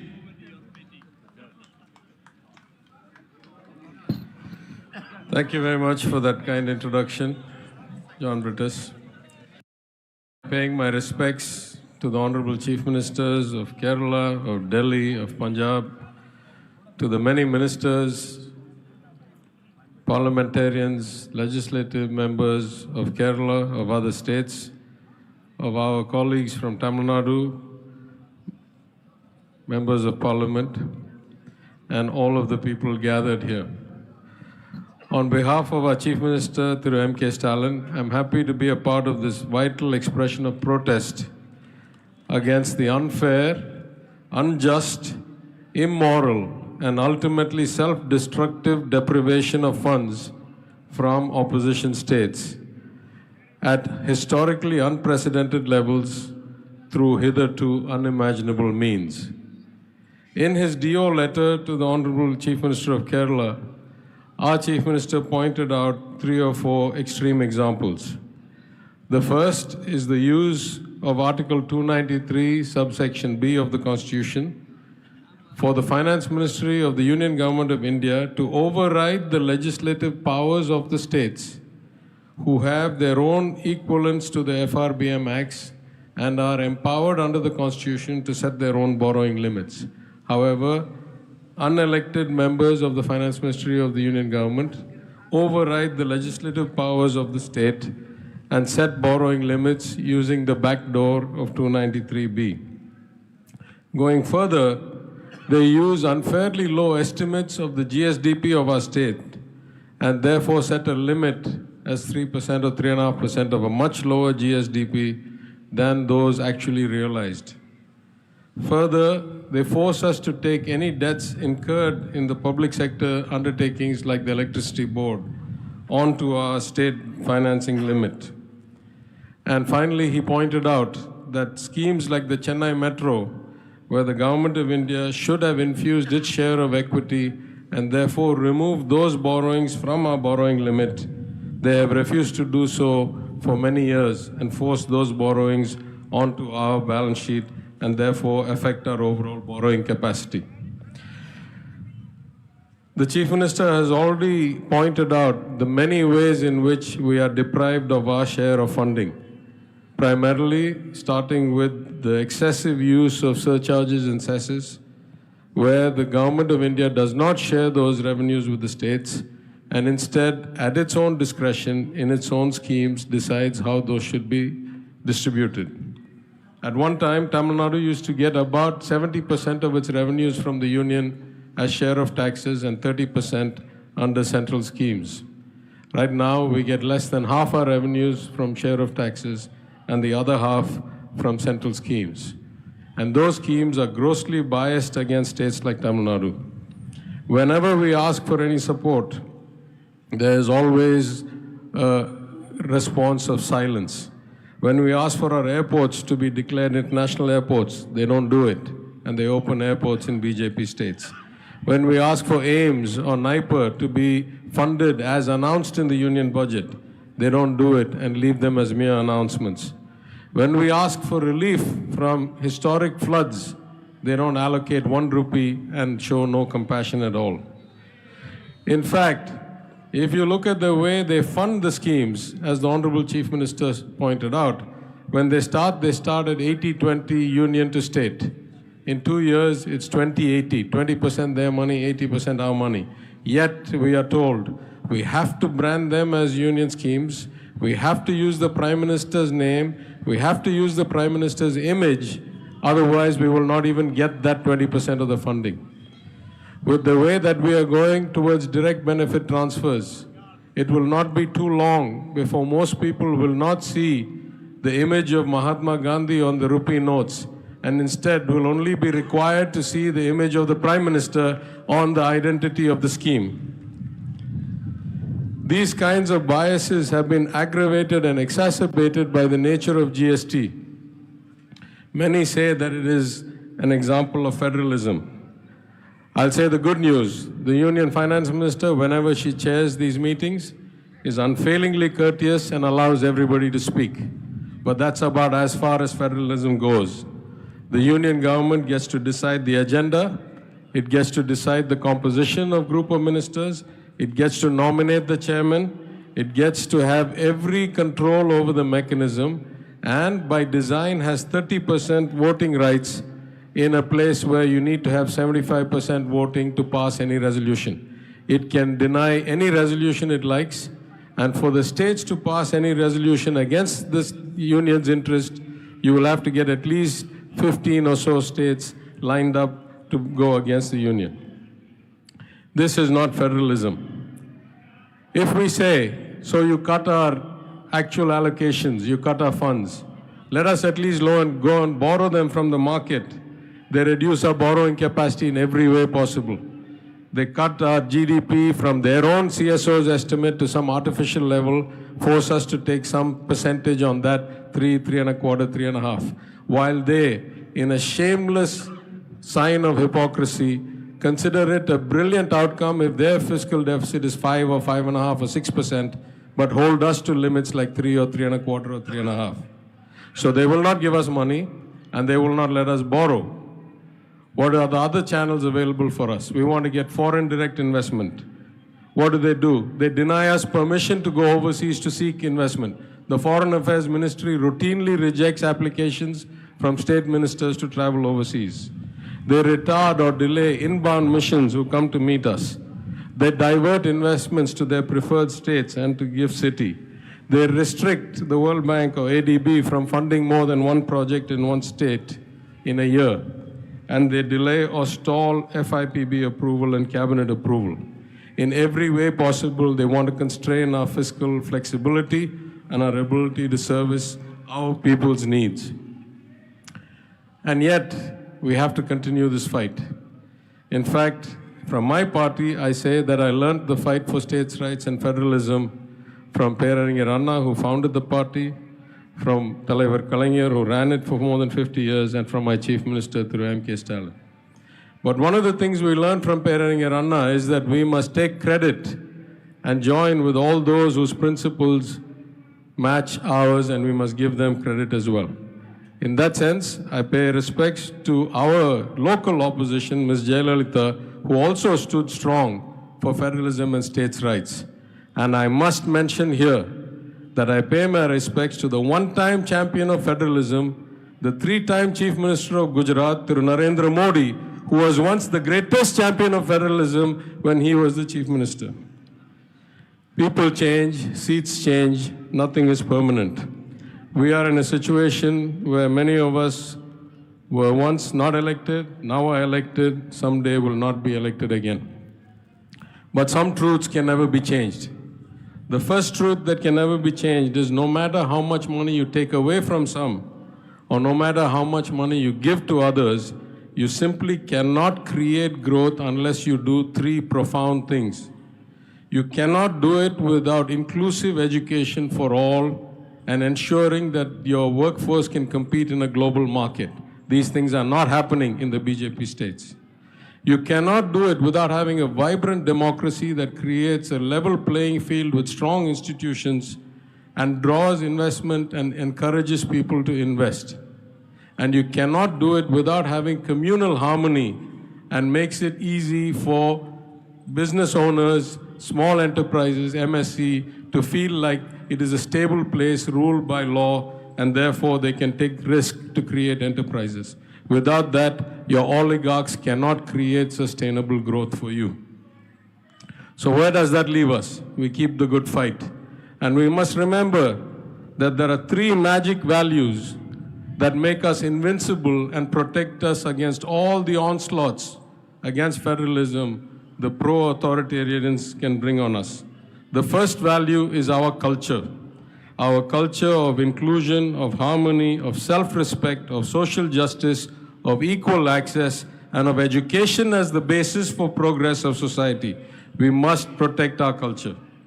Second, we must remember that compassion is the best quality of the governor, not strength, not power. For those who are continuously in a fight, they can keep projecting strength and power. For those of us who have come to serve the people, it is compassion that defines us. It is our ability to protect the weakest and to provide for those most in need. And finally, it is competence that is our value. We must strive to do better every day, even as our resources get cut. We must bring in better advice. We must improve our own execution. The more learned and educated we are, the more we realize we need support from others and the input of brilliant minds. No one is all-knowing. No regime lasts forever. Our job is to stick to our values and hope that someday people start thinking, like me, I am a believer. I believe in God. But I don't believe any man is God. I don't believe any man is all-knowing. I believe that sooner or later, all of us will have to vacate our seats. Our job is to hold our values, our culture, our compassion, our competence at the best level and wait for things to change. And that is the way we protect our language, our way of life, our history. Men will come and men will go. Our values and our cultures and our societies will go on strong because we have the right values. Thank you very much for inviting me, and I wish this protest all success. Thank you, PTR, for the great delivery. As he said, no man can be considered as God, and no regime will last. He has to catch the flight. That's why he is taking leave.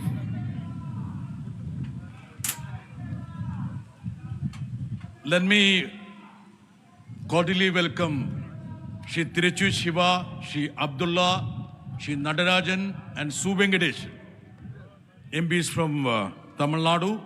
Tiruchu Shiva is the leader of the DMK. And also Shri Girirajan, Member of Parliament of DMK in Rajya Sabha. One of the stalwarts of the national politics who needs no introduction, senior-most politicians. Dr. Farooq Abdullah has been a champion of center-state relations. He has bore the brand of the high-handedness. Thank you. Honorable Chief Ministers of Kerala, Delhi, Punjab, and all the leaders of the country. Thank you very much, sir, for inviting me to this meeting. India cannot become strong unless states are strong. If states are weak, there is no way you can call India becoming a great power in some years. As a doctor, I can tell you, if any part of your body gives way, you no longer are the same person. The same is the question of states. If any state remains behind, India cannot say that we are going to be mighty in some years and we will beat in the next 5 years, we'll be the strongest in the world in every sense. It's not going to happen. It's only talk. What we need to do in the opposition is to really unite, to fight the forces who are dividing us in every way. Otherwise, India is from Jammu and Kashmir to right down to Tamil Nadu, from Maharashtra all the way to Tripura. That is what India is. Multiple languages, multiple religions, multiple cultures. That is what makes India beautiful. If it was one, it's like a garden. If there was only one flower, that garden would never be beautiful. It's when you have multiple flowers, you go and see the garden. You come to Nishat Bagh in Kashmir, Shalimar and all those gardens, and tulip gardens. What do you come for? For seeing the beauty of the nature in every color. That is what we need in India today. We need to see. You've just heard Kerala Chief Minister, you heard the Minister from Tamil Nadu, how they are economically being deprived. How is the country going to progress if the state is deprived of their finances? I was hearing the other day Tamil Nadu MP speaking in the House about the cyclones they had. And not a single funding has been done to help them out of that thing. Union government's funds are not theirs only to decide. Tragedy is that gradually we are going into a position where there'll be one country with the one party only that will last, which is going to be tragedy for this nation. See, I am from Kashmir. Kerala Chief Minister spoke in his language. I could not understand it. But that is the glory of this nation. They cannot understand my language, but what unites us is the power of understanding that we cannot move forward unless we are united together. It is this which we are fighting for. We're not fighting BJP because they are in power. We want our rights, nothing else. We do not want their kingdom. We do not want their power. What we want is what is our right. Don't deprive us of our right. If you're giving aims to other states, why not to Tamil Nadu? Why not to the other states that are not ruled by your party? They have the right also to help people who are poor and can get better treatment. They don't want anything else. If they're deprived, how you think that they will progress? Now look at Jammu and Kashmir. Since '83, from the time of Mrs. Gandhi, when she gave scheduled tribe to Ladakhis, and then gave it to the Gujars and Bakarwals. And she said herself that if the government of Jammu and Kashmir will write to us, we'll give it to also the Pahadis who have got the same situation in the state. It wasn't done till recently. In this house, it was announced that we will give Pahadis the scheduled tribe. Now the trouble is here, which I want our members to know, all these people to know. The fear in the Gujars and Bakarwals is that what their quota is, that will be cut. And Pahadis are asking also, no, give us quota, but not cut their quota. So we have got another tragedy coming in our state, the tragedy of dividing people again. How long are you going to divide us on religion, on languages, on these things? How long? How long are we going to be fighting each other? How will you fight the battles if the nation is not strong inside? You cannot beat your enemy unless the nation is strong inside. The people are happy inside. If people are not happy, you cannot fight a battle. You cannot win the war. Therefore, think of that. As the minister very kindly said, nobody lasts forever. No power lasts forever. Power comes and goes. It is what people will remember, is what you did, how good you did, and how bad you did. That is what will be remembered. A lot of good things were done. I will not deny that. But then don't take a path where you will bulldoze everything which is good. Every state wants to progress. I am a state which is surrounded by enemies, yet together to fight them. They announced when they removed 370 that 370 was responsible for terrorism. Now 370 went many years ago. Yet yesterday, 2 innocent people were shot dead in Srinagar town. Who do they hold responsible? Is it 370 or is it their rule? They are saying all these things every time. All the time they say, we removed 370, what a great things we have done. But where have you achieved the hearts of the people? Where you achieved the love of the people? You deny us election. For the last 5 years, you have denied us what is our right by the Constitution of India. You announced recently that you will hold elections to the panchayats, to the town area committees, to the municipalities, and then suddenly in 5 days, you remove that order. Are we not part of India? Are we from some foreign nation? That you deny us our basic right? That we can govern ourselves? How long? How long are you going to do this? Give us our right, constitutional right, so that we can move forward with the nation as people are moving. Nobody is against anyone. We want to progress. We want to move forward. With all these states, we want to move forward. But if you deny those states that are not part of you, you make them bow. And if you don't bow, we will see to it. You remember?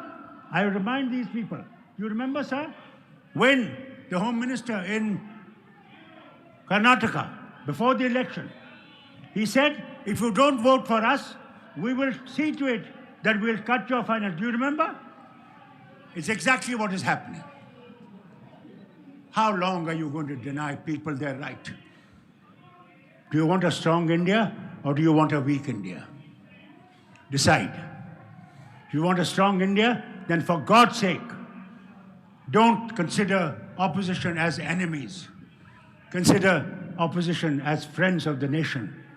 The opposition is essential for the country to remain on a straight path.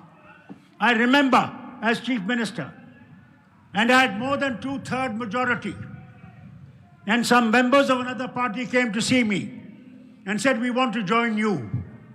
I said, for God's sake, don't join us. Remain there, because if we go wrong, you will tell us where we are wrong. If we are that brute majority and nobody says that you are wrong, then you cannot guide people to the right direction. Today, Prime Minister himself announces that opposition is important. Then for God's sake, let opposition live. In the Parliament, you're not able to speak. Parliament is not meant only for one-sided thing. Parliament is meant to discuss. debate, and achieve something which is good for the nation. None of us who sit in the parliament want India to fail. We all want India to be strong in every way. But that cannot be done unless you allow opposition to exist, to survive, and to progress. To Kerala Chief Minister, I'll say thank you, sir, for calling this meeting so that nation can realize where we stand. We're not enemies of the nation. We are friends of the nation, and we want nation to survive and nation to grow. We want to rise to such heights that no nation has ever risen. But for God's sake, treat us that way. That is all we want. We want you to treat us as friends of the nation. God bless this nation. May this nation progress. And may this communal harmony continue to stand. I'm a Muslim. I'm proud to be a Muslim, and I'm proud to be an Indian Muslim. This is what we want. We want to be Hindu, you're a Sikh, you're a Muslim, you're a Christian, Buddhist, or whatever you are. We all want to live together in harmony, in understanding. My own religion tells me, don't oppose that fellow's God. For if you oppose his God, and he says something about your God, will you bear it? Will you tolerate it? That is what my religion tells me. I love every religion because every religion teaches you good things. No religion teaches you bad. But when you start dividing people and thinking in terms of differently, for God's sake, give that up. This nation will survive if we all live together in happiness, in pursuit of progress. That's what we want. Thank you, Chief Minister Sahab, for calling me, and God bless your movement, and may you all succeed in teaching this India towards better future. Important is unity, unity of purpose. That is what you have to show in this coming election. We must unite. Please unite, unite, unite, unite. Thank you. Nothing can be more forceful than the speech of Dr. Farooq Abdullah. It's the expression of solidarity from one corner of the country to the another corner, from J&K to Kerala. Thank you, Dr. Farooq Abdullah.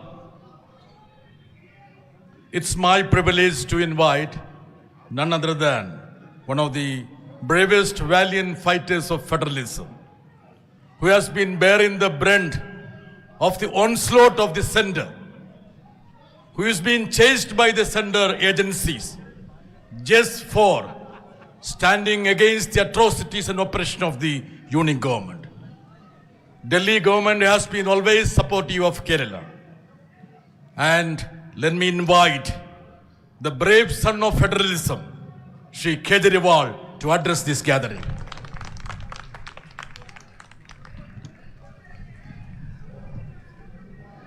Kerala के आदरणीय मुख्यमंत्री श्री पिनरई विजयन साहब, पंजाब के लोकप्रिय मुख्यमंत्री श्री भगवंत मान साहब, मंच पे मौजूद कई राज्यों के और कई पार्टियों के आज यहाँ पे आए हुए सभी नेतागण और मंत्रीगण, और यहाँ पे आए हुए सभी भाइयों बहनों, आप सब लोगों को मेरा नमस्कार, सबको मेरा प्रणाम। मुझे लगता है आज इस देश को ये दिन भी देखना था। ये जंतर मंतर वो जगह है जहाँ पे इस देश की प्रजा सरकारों के एक्सप्लॉयटेशन से तंग आके यहाँ पे धरने प्रदर्शन करने आती है। लेकिन आज यहाँ पे केरला के मुख्यमंत्री को अपना सारा कामकाज छोड़ के केरला से दिल्ली यहाँ पे धरना करने के लिए आना पड़ा केंद्र सरकार की ज्यादतियों के खिलाफ। मैं समझ रहा हूँ ये भी इस देश को ये दिन भी देखना था। आज लगभग आधे राज्यों के अंदर विपक्ष की सरकारें हैं और आधे राज्यों के अंदर उन लोगों की सरकारें हैं। जो विपक्ष की सरकारें हैं आधे राज्यों के अंदर, तो लगभग 70 करोड़ लोगों को ये विपक्ष की सरकारें रिप्रेजेंट करती हैं। 70 करोड़ लोगों को, आधे देश को। और इस वक्त ऐसा लगता है कि केंद्र सरकार ने विपक्ष की सरकारों के खिलाफ युद्ध छेड़ा हुआ है। ऐसा लगता है कि जंग छेड़ी हुई है, लड़ाई छेड़ी हुई है। हिंदुस्तान पाकिस्तान का रखा है हम लोगों के साथ। हम ये पूछना चाहते हैं कि क्या आप इन 70 करोड़ लोगों को अपना नहीं मानते? क्या आप केरला के लोगों को अपना नहीं मानते? क्या आप तमिलनाडु के लोगों को अपना नहीं मानते? क्या आप कर्नाटका के, दिल्ली के, पंजाब के, वेस्ट बंगाल के लोगों को अपना नहीं मानते? क्या ये सारे पराये हैं? क्या ये भारत के नागरिक नहीं हैं? यहां के 70 करोड़ लोगों ने विपक्ष के लोगों को चुन के सरकार बनाई। संविधान के अंदर लिखा है कि इन सरकारों की क्या पावर है। शिक्षा की पावर राज्य सरकारों की, स्वास्थ्य की पावर राज्य सरकारों के, संविधान के अंदर लिखा है कि क्या क्या पावर है। आप हमें अपना काम ही नहीं करने देते। सारी विपक्ष की सरकारों को तरह तरह से प्रताड़ित करने के लिए आज केंद्र सरकार सारे हथकंडे अपना रही है। मोटे मोटे तौर पे देखें तो 3 तरह से केंद्र सरकार विपक्ष की सरकारों को तंग कर रही है। सबसे पहला, केंद्र सरकार जायज फंड, जो हक है राज्यों का, वो फंड नहीं दे रही है। दूसरा तरीका, गवर्नर्स के और लेफ्टिनेंट गवर्नर के जरिए रोज काम में टांग अड़ाती है, हर काम में टांग अड़ाती है। और तीसरा तरीका, एजेंसीज को छोड़ के जिसको मर्जी पकड़ के जेल में डाले जा रहे हैं, जिसको मर्जी पकड़ के जेल में डाले जा रहे हैं। सबसे पहले मैं पहले तरीके पे आता हूं। यहां पे पिनरई विजयन साहब बैठे हैं, पंजाब के मुख्यमंत्री बैठे हैं, मैं दिल्ली का मुख्यमंत्री और कई सारे राज्यों के मंत्रीगण आए हुए हैं। हम सारे रोज इस बात को झेल रहे हैं कि जो जायज फंड उस राज्य के बनते हैं वो फंड हमें नहीं दिए जा रहे। अगर केरला के लोगों को उनके हक के फंड नहीं दिए जाएंगे तो काम कैसे चलेगा? सरकार कैसे चलेगी? केरला की सरकार कैसे चलेगी? तमिलनाडु की सरकार कैसे चलेगी? और हम यहां भीख मांगने नहीं आए। विजयन साहब यहां पे अपने घर के लिए, अपने परिवार के लिए पैसे मांगने नहीं आए, अपने बच्चों के लिए, अपने बीवी बच्चों के लिए पैसे मांगने नहीं आए।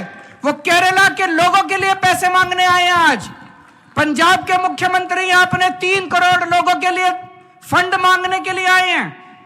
मैं दिल्ली का मुख्यमंत्री अपने दिल्ली के 2 करोड़ लोगों का हक मांगने के लिए आया हूं। संविधान में लिखा है कि कितना पैसा किस सरकार को मिलेगा।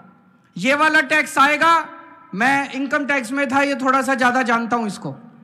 तो कितना फंड, कौन सी सरकार कितना फंड इस्तेमाल करेगी, कैसे इस्तेमाल करेगी, फाइनेंस कमीशन होगा, फाइनेंस कमीशन तय करेगा, ये पैसा केंद्र के पास जाएगा, ये पैसा राज्य सरकार। अरे जो हमारा हक है, हमारा नहीं, लोगों का हक है, केरला के लोगों का हक है, तमिलनाडु के लोगों का हक है, वेस्ट बंगाल के, पंजाब के, दिल्ली के लोगों का हक है। वो हक आप कैसे छीन सकते हैं लोगों का? आप उनका काम कैसे रोक सकते हैं? अगर आप हमारे लोगों के पैसे नहीं देंगे तो हम सड़कें कैसे बनाएंगे, बिजली कैसे देंगे, लोगों का विकास कैसे करेंगे? मैं भी 1-2 बैनर देख रहा था, उसमें लिखा था कि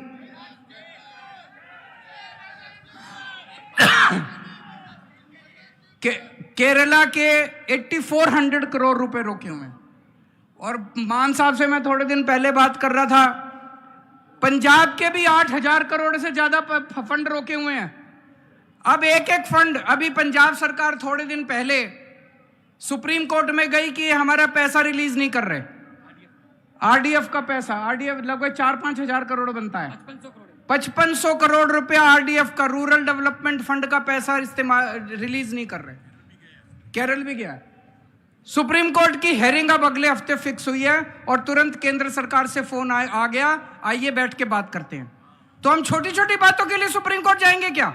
ये क्या बदतमीजी है? आप अपना काम क्यों नहीं करते? हम हर चीज के लिए सुप्रीम कोर्ट के पास और भी तो बहुत काम है। सुप्रीम कोर्ट भरा हुआ है केसेस से, जनता के केसेस से। हम अपने फंड लेने के लिए भी, हमें फंड लेने के लिए जंतर मंतर पे आके बैठना पड़ेगा। आप लोगों को जान के ताज्जुब होगा,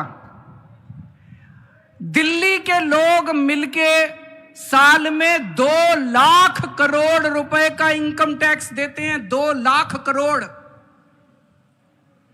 और उस 2 लाख करोड़ में से बदले में दिल्ली के लिए हमें कितना पैसा मिलता है, गेस कर सकते हैं आप लोग? 2 लाख करोड़ रुपए हम केंद्र सरकार को देते हैं दिल्ली के लोग मिलके इनकम टैक्स में, और उस 2 लाख करोड़ में से दिल्ली के लोगों को एक साल में 325 करोड़ रुपए मिलते हैं। इतना तो अंग्रेजों ने भी नहीं लूटा होगा 100 साल में जितना ये लोग लूट रहे हैं। ये तो हद हो गई है। तो कपिल सिब्बल साहब का स्वागत है।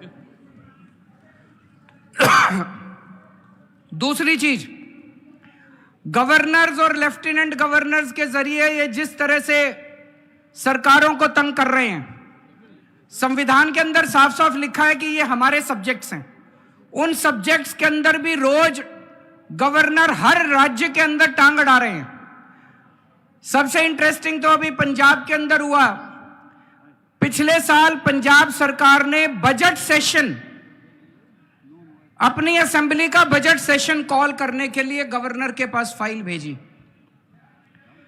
गवर्नर ने बजट सेशन करने की परमिशन नहीं दी। सोचिए, एक चुनी हुई सरकार, फुल स्टेट, उसका मुख्यमंत्री, उसकी कैबिनेट प्रस्ताव पारित करके कहती है कि हम फलानी तारीख से बजट सेशन बुलाएंगे और उसमें राज्य का अगले साल का बजट पास करेंगे। गवर्नर ने बजट सेशन की भी परमिशन नहीं दी। अल्टीमेटली सुप्रीम कोर्ट जाना पड़ा। सुप्रीम कोर्ट ने गवर्नर को खूब लताड़ा।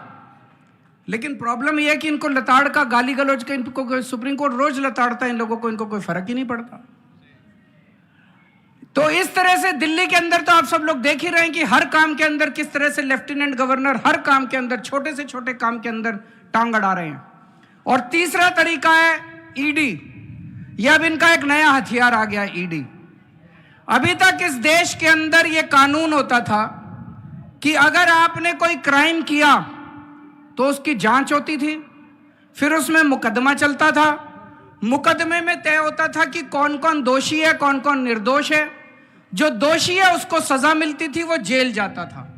मुकदमे के बाद, मुकदमा खत्म होने के बाद आदमी जेल जाता था जिसको दोषी माना जाता था। अब अब तय कर लेते हैं कि इसको जेल भेजना है, तो उसको पकड़ लेते हैं, उसको जेल में डाल देते हैं। फिर सोचते हैं अब इस पे क्या मुकदमा करें, इस पे क्या केस बनाएं। फिर ये केस बनाते हैं, और केस बनाने के बाद फिर वो तब तक जेल में रहता है जब तक कि मुकदमा पूरा ना हो जाए और वो निर्दोष साबित ना हो जाए। हमारे देश के अंदर 15-15 साल लग जाते हैं मुकदमे पूरे होने में। तो 15-15 साल किसी को भी पकड़ के जेल, यह भी पीएमएलए जो कानून लेके आए उसमें ही लिखा है कि जब तक उस आदमी को, किसी को भी पकड़ के जेल में डाल दो, और जब तक उस आदमी का मुकदमा पूरा नहीं हो जाता, वो निर्दोष साबित नहीं हो जाता, तब तक वो जेल से बाहर नहीं आएगा। ये तो बहुत खतरनाक है। अभी हेमंत सोरेन साहब को इन्होंने जेल में डाल दिया। अभी तक उनके ऊपर कुछ भी साबित नहीं हुआ है, अभी उनके ऊपर मुकदमा नहीं चला है, अभी मुकदमा शुरू भी नहीं हुआ है, अभी जांच चल रही है। लेकिन अगर मुकदमे को 15 साल लगे तो हेमंत सोरेन साहब 15 साल जेल में रहेंगे।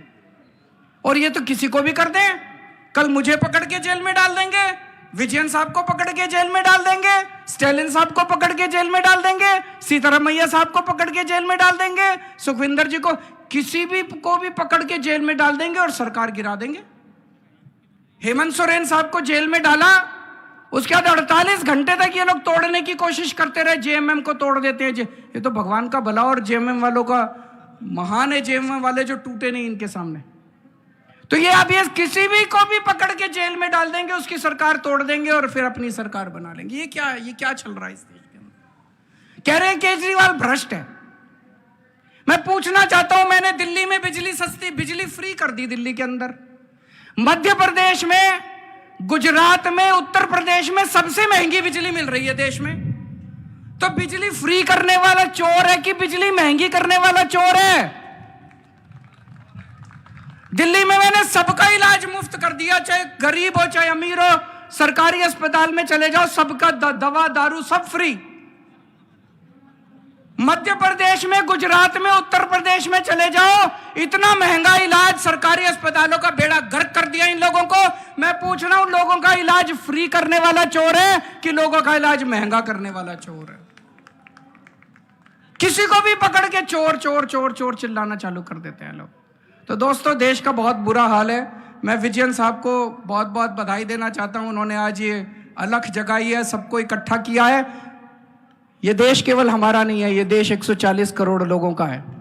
और आज मैं बीजेपी वालों को कहना भी चाहता हूं, समय का चक्र घूमता है, समय बड़ा बलवान है, अहंकार मत करो।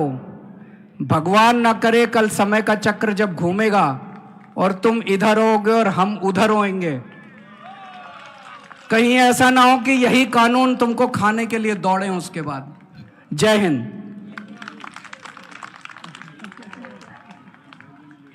Thank you, Kejriwal ji, for the powerful speech.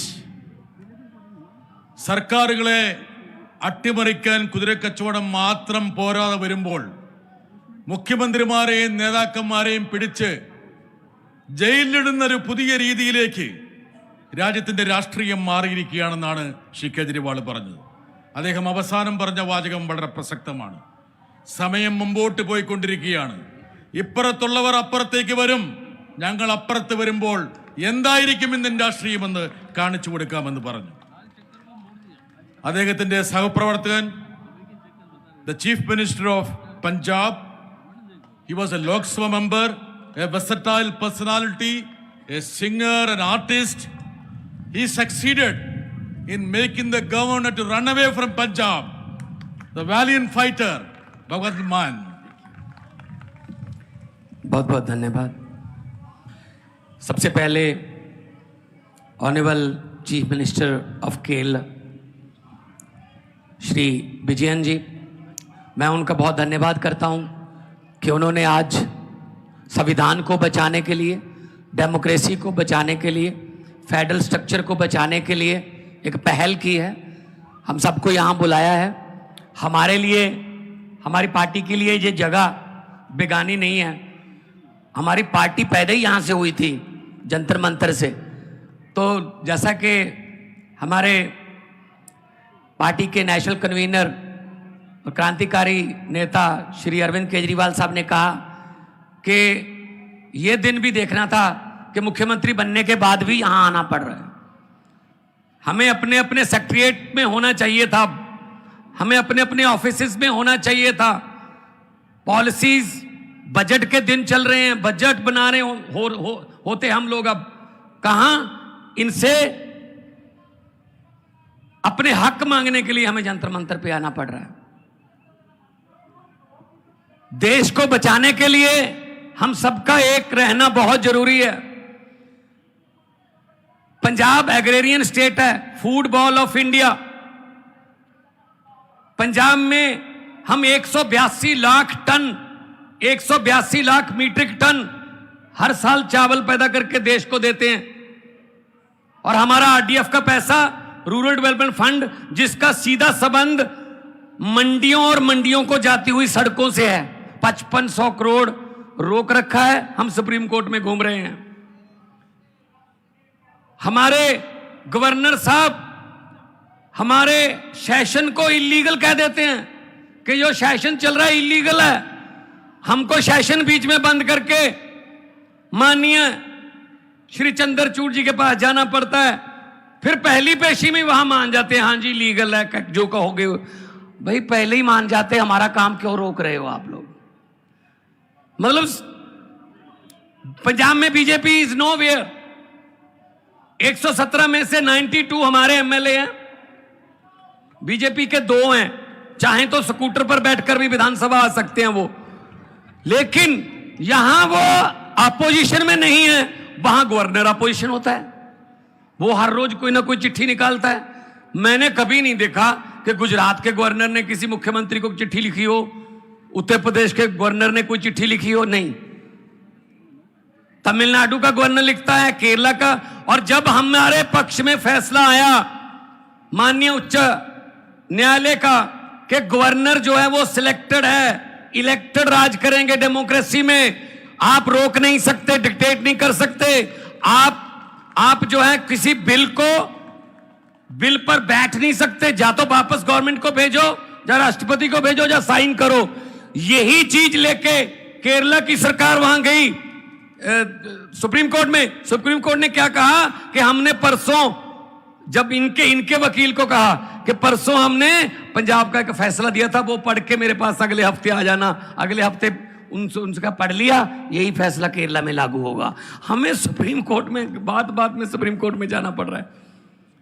अभी आपने देखा होगा डेमोक्रेसी का हाल चंडीगढ़ में, 36 पार्षद हैं, उसमें इंडिया अलायंस के 20 हैं, इनके 16 हैं, including member parliament of Chandigarh. तो इनके 16 के 16 ठीक उन्होंने वोट डाला, लेकिन हमारे 20 में से 8 को इनवैलिड वोट कर दिया कि इनका वोट गलत डाला हुआ, इनको वोट नहीं डालना आता, इन्होंने मोहर अच्छे से नहीं लगाई। अरे भाई, वो पहली बार मोहर नहीं लगा रहे थे, हर साल चुनाव होता है, चौथी पांचवी बार लगा रहे थे। लेकिन जब वीडियो सा फिर सुप्रीम कोर्ट जाना पड़ा, जब सुप्रीम कोर्ट ने देखा, सबने देखा कैसे वोटों की गिनती हो रही थी, ऐसे वो प्रिजाइडिंग अफसर, ये किधर रखो, बीजेपी वालों के काम है, इधर रख देता हूं, फिर ये वाली, चलो ये वाली भी इधर ही रख देता हूं, थोड़ा इनको बढ़ाना, ऐसे आप मीडिया खड़ा है, ये बात ध्यान से सुन लेना और टेलीकास्ट कर देना अगर आपके मालिक माने तो। 36 वोट गिनने में 8 वोट कैंसिल कर दिए, ऑलमोस्ट 25% वोटों का घोटाला हो गया। मात्र 36 वोट गिनने में 25% वोटों का घोटाला कर गए। अभी मई जून में 90 करोड़ वोट गिनने हैं, चिंता इस बात की है उसमें क्या करेंगे ये। 36 वोट नहीं गिन रहे। एक 10 बाई 10 किलोमीटर का शहर है चंडीगढ़, वो हार नहीं सकते, बर्दाश्त नहीं होती हार। लेकिन पूरे देश में क्या होगा, चिंता इस बात की है। तो पंजाब अपने हक मांग रहा है, किसानों को एमएसपी का वादा करके। जब किसान आए यहां पर, पूरी दुनिया में उसकी चर्चा हुई, बड़ा आंदोलन था, पूरे देश से किसान आए, तो क्या कहा, एक दिन अचानक से प्रकट होके, एक साल बैठे रहे, 750 किसान उनकी मौत हो गई, और एक दिन अचानक से साल बाद प्रकट होके साहब बोल रहे हैं मेरी तपस्या में कोई कमी रह गई होगी, मैं ये कानून वापस लेता हूं। जी 2-2.5 साल हो गए, अब तो तपस्या पूरी हो गई, अब तो वो बातें मान लो जो कहने आए थे, वो फिर दोबारा आने के बारे में सोच रहे हैं किसान। किसी को भी ये ऐसे निकाल के फेंक दो, किसी के भी फंड रोक दो। और कुछ फंड ऐसे हैं जिसमें कहते हैं मोदी की फोटो लगाओ तो हम देंगे। मैंने कहा यार ये क्या, मतलब क्या है ये, मजाक है, फोटो लगाओ। मैंने कहा कितनी देर लगेगी फोटो, अगर मई में बदल गई तो फोटो किसकी लगाओगे फिर। और देखो ये कितना नफरत करते हैं। पंजाब कुर्बानियों का स्टेट है, 90% कुर्बानियां देश की आजादी के लिए पंजाबियों की हैं। आज भी हमारा कोई गांव नहीं होगा पंजाब का, 13,500 गांव हैं, एक भी गांव नहीं होगा जहां किसी न किसी शहीद का बुत ना लगा हो, कोई उसकी याद में गेट ना बना हो, चाहे वो कारगिल की लड़ाई का हो, चाहे आजादी की लड़ाई का, चाहे 65 का, चाहे 71 का, चाहे 62 का, कोई ना कोई शहीद है। और हर तीसरे गांव में कोई ना कोई गुरु चरण, उनके चरण शो प्राप्त धरती है। और पंजाबी वतन परस्त हैं, देश के लिए लड़े। और ये क्या कर रहे हैं, सिला क्या दे रहे हैं। हमने 3 झांकियां 26 जनवरी की परेड के लिए दी। एक में भगत सिंह, देश की कुर्बानी, पंजाब की कुर्बानियों का इतिहास, उसका टाइटल था।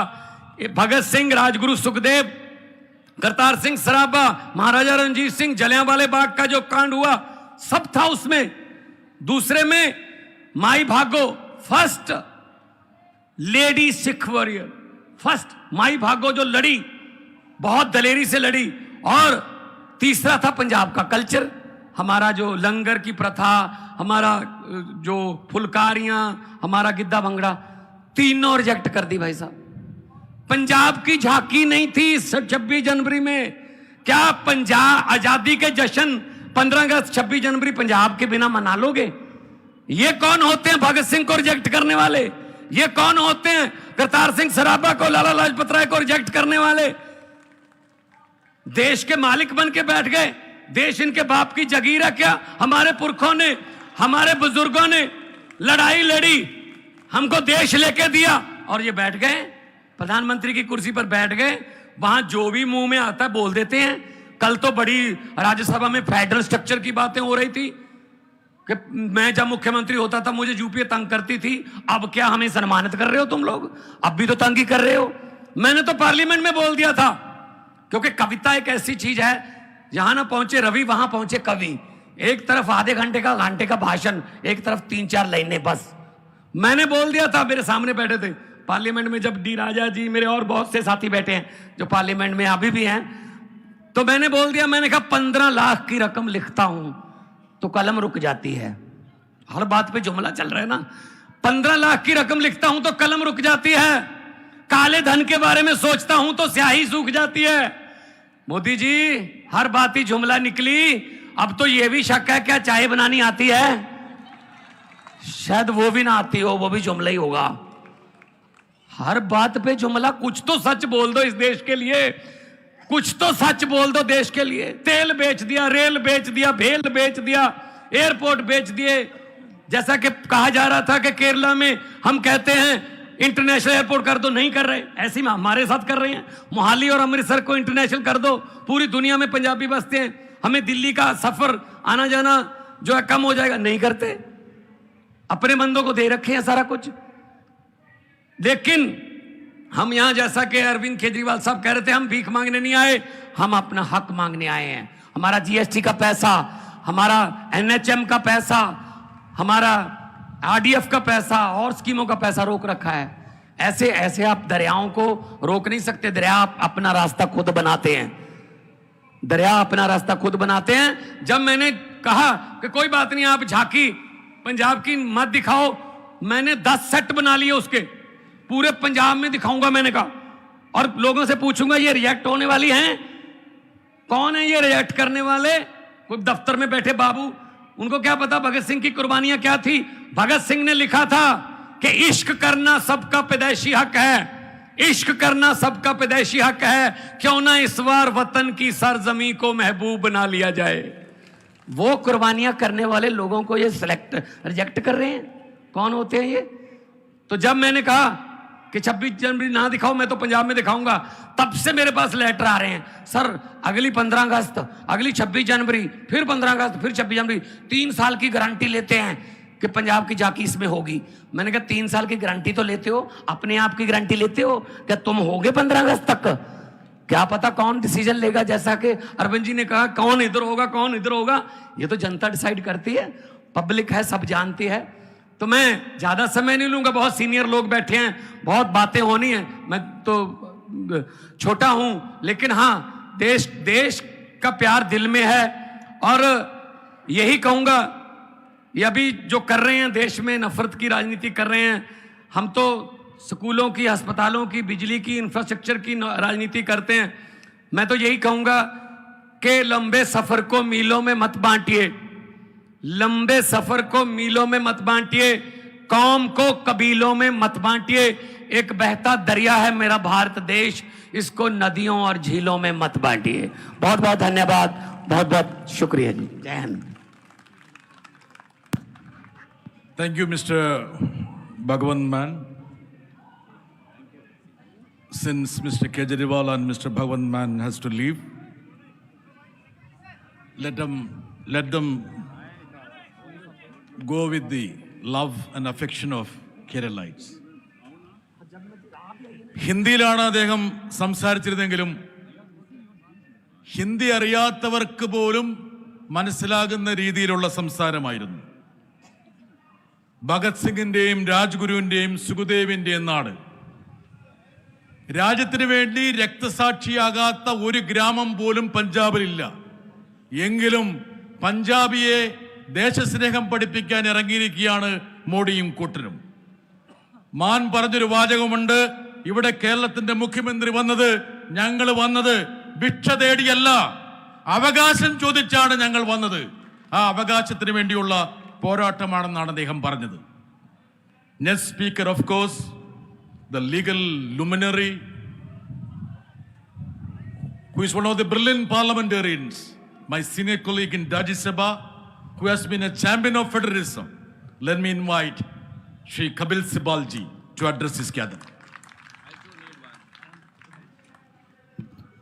सबसे पहले तो विजयन जी शुक्रिया कि आपने मुझे यहाँ आने की अनुमति दी.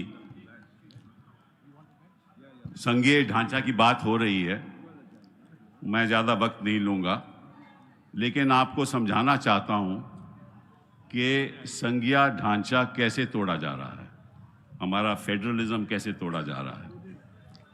इसकी शुरुआत कुछ बरसों पहले हुई जब पार्लियामेंट में इलेक्टरल बॉन्ड की नीति लाई गई. शायद आप लोगों को मालूम नहीं है कि इलेक्टरल बॉन्ड है क्या.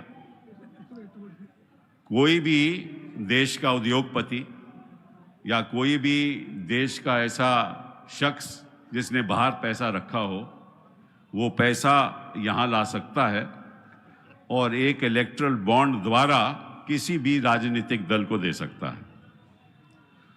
तो भाजपा ने सोचा कि ये अच्छा तरीका है, अपने आप को अमीर करने का अच्छा तरीका है, तो उन्होंने इलेक्टरल बॉन्ड फ्लोट किए. हर इलेक्शन के पहले 15 दिन के लिए किसी भी उद्योगपति को, किसी भी शख्स को ये हक होता है कि वो इलेक्टरल बॉन्ड खरीदे और किसी भी पार्टी को दे दे. लेकिन उसके लिए उसको एक रक्षा मिलती है. रक्षा ये है कि उसका नाम किसी को पता नहीं होता. तो जब इलेक्टरल बॉन्ड खरीदा जाता है और पार्टी को जाता है, पार्टी को भी नहीं मालूम होता कि किसके नाम पे नॉन आया है, तो पैसा उनके अकाउंट में चला जाता है और अकाउंट में चला जाता है. ऐसे ही भाजपा ने लगभग 5,000 करोड़ इकट्ठा किया पिछले कुछ सालों में. 5,000 करोड़. तो जब ये मामला सुप्रीम कोर्ट में आया तो मैंने इनसे पूछा कि भाई ये इलेक्टरल बॉन्ड जो है, जो पैसा 5,000 करोड़ का आता है, ये इलेक्शन में इस्तेमाल होता है? कोई जवाब नहीं था, क्योंकि आपको मालूम है कि अगर एमपी की इलेक्शन लड़नी हो तो आप 95 लाख से ज़्यादा खर्च नहीं कर सकते, और अगर एमएलए की इलेक्शन लड़नी हो तो 45 लाख से ज़्यादा नहीं खर्च कर सकते. तो जो 95 लाख होता है वो तो वाइट पैसा होगा ना, वो तो काला धन नहीं होगा, तो वो तो कैंडिडेट को दिखाना पड़ेगा. तो ये जो 5 लाख करोड़ इकट्ठा किया इन्होंने, ये इलेक्शन के लिए नहीं इकट्ठा किया, और ना कि इसकी जिम्मेदारी है कि दिखाएं इलेक्शन कमीशन को कि हमने फंड इलेक्शन में खर्चा. तो ये तो इनकी संपत्ति में चले गया. फिर उसके बाद क्या हुआ, जब सरकारें गिरानी होती हैं ना, तो ये फंड वहां इस्तेमाल होता है. ये फंड वहां इस्तेमाल होता है. आप महाराष्ट्र में सरकार गिरा दो, कैसे गिराओगे? जब तक कोई किसी को फायदा ना हो, वो कैसे गिरेगी सरकार? और अगर आप कहीं और सरकार, मतलब कि इन्होंने 6-7 सरकारें ऐसे गिरा दी. विश्व में कैसा कोई ऐसा देश नहीं है जहां गिनी चुनी सरकारें जो जनता ने भेजी हो उसको गिरा दिया जाए, क्योंकि आप डिफेक्शन के द्वारा पैसे देके आप सरकार गिरा दो. कोई उदाहरण है दुनिया में? कोई उदाहरण नहीं है. फिर इन्होंने 5,000 करोड़ से क्या किया, सारे अपने आरएसएस के दफ्तर बनवा दिए. सारे आरएसएस के दफ्तर इस 5,000 करोड़ से बने हैं. आगे क्या किया, अपने दफ्तर बना लिए, जमीनें खरीद ली, जमीनें अपने हक में कर ली, और सारा हिंदुस्तान का जो इनका बीजेपी के नेटवर्क है ना, इंटरनेट नेटवर्क है, ये 5,000 करोड़ से आया है. तो आप किसी भी पार्टी को 5,000 करोड़ मिल जाए, वो कुछ भी कर सकता है उसके साथ. तो पहली बात तो ये कि इन्होंने ये 5,000 करोड़ इकट्ठा करके सरकारें गिराई और अपना एक नेटवर्क बनाया और अपने लोगों को फायदा दिया. और 5,000 करोड़ आता कहां से है? आपको मालूम है जिनको फायदा होता है उन्हीं से आता है।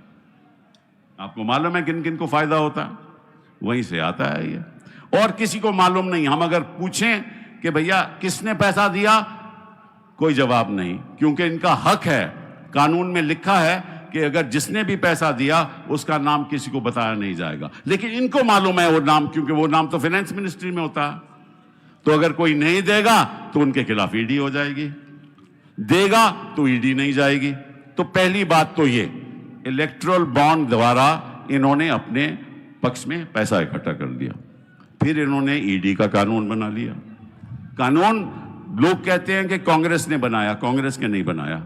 यह कानून 2002 का कानून है, वाजपेयी जी की सरकार से बना। चलिए, इन्होंने अब ईडी के साथ ये क्या करते हैं। अभी मैं शिबू सोरेन जी का केस ही कर रहा था, उसका मैं आपको बता ही दूं उसमें है क्या।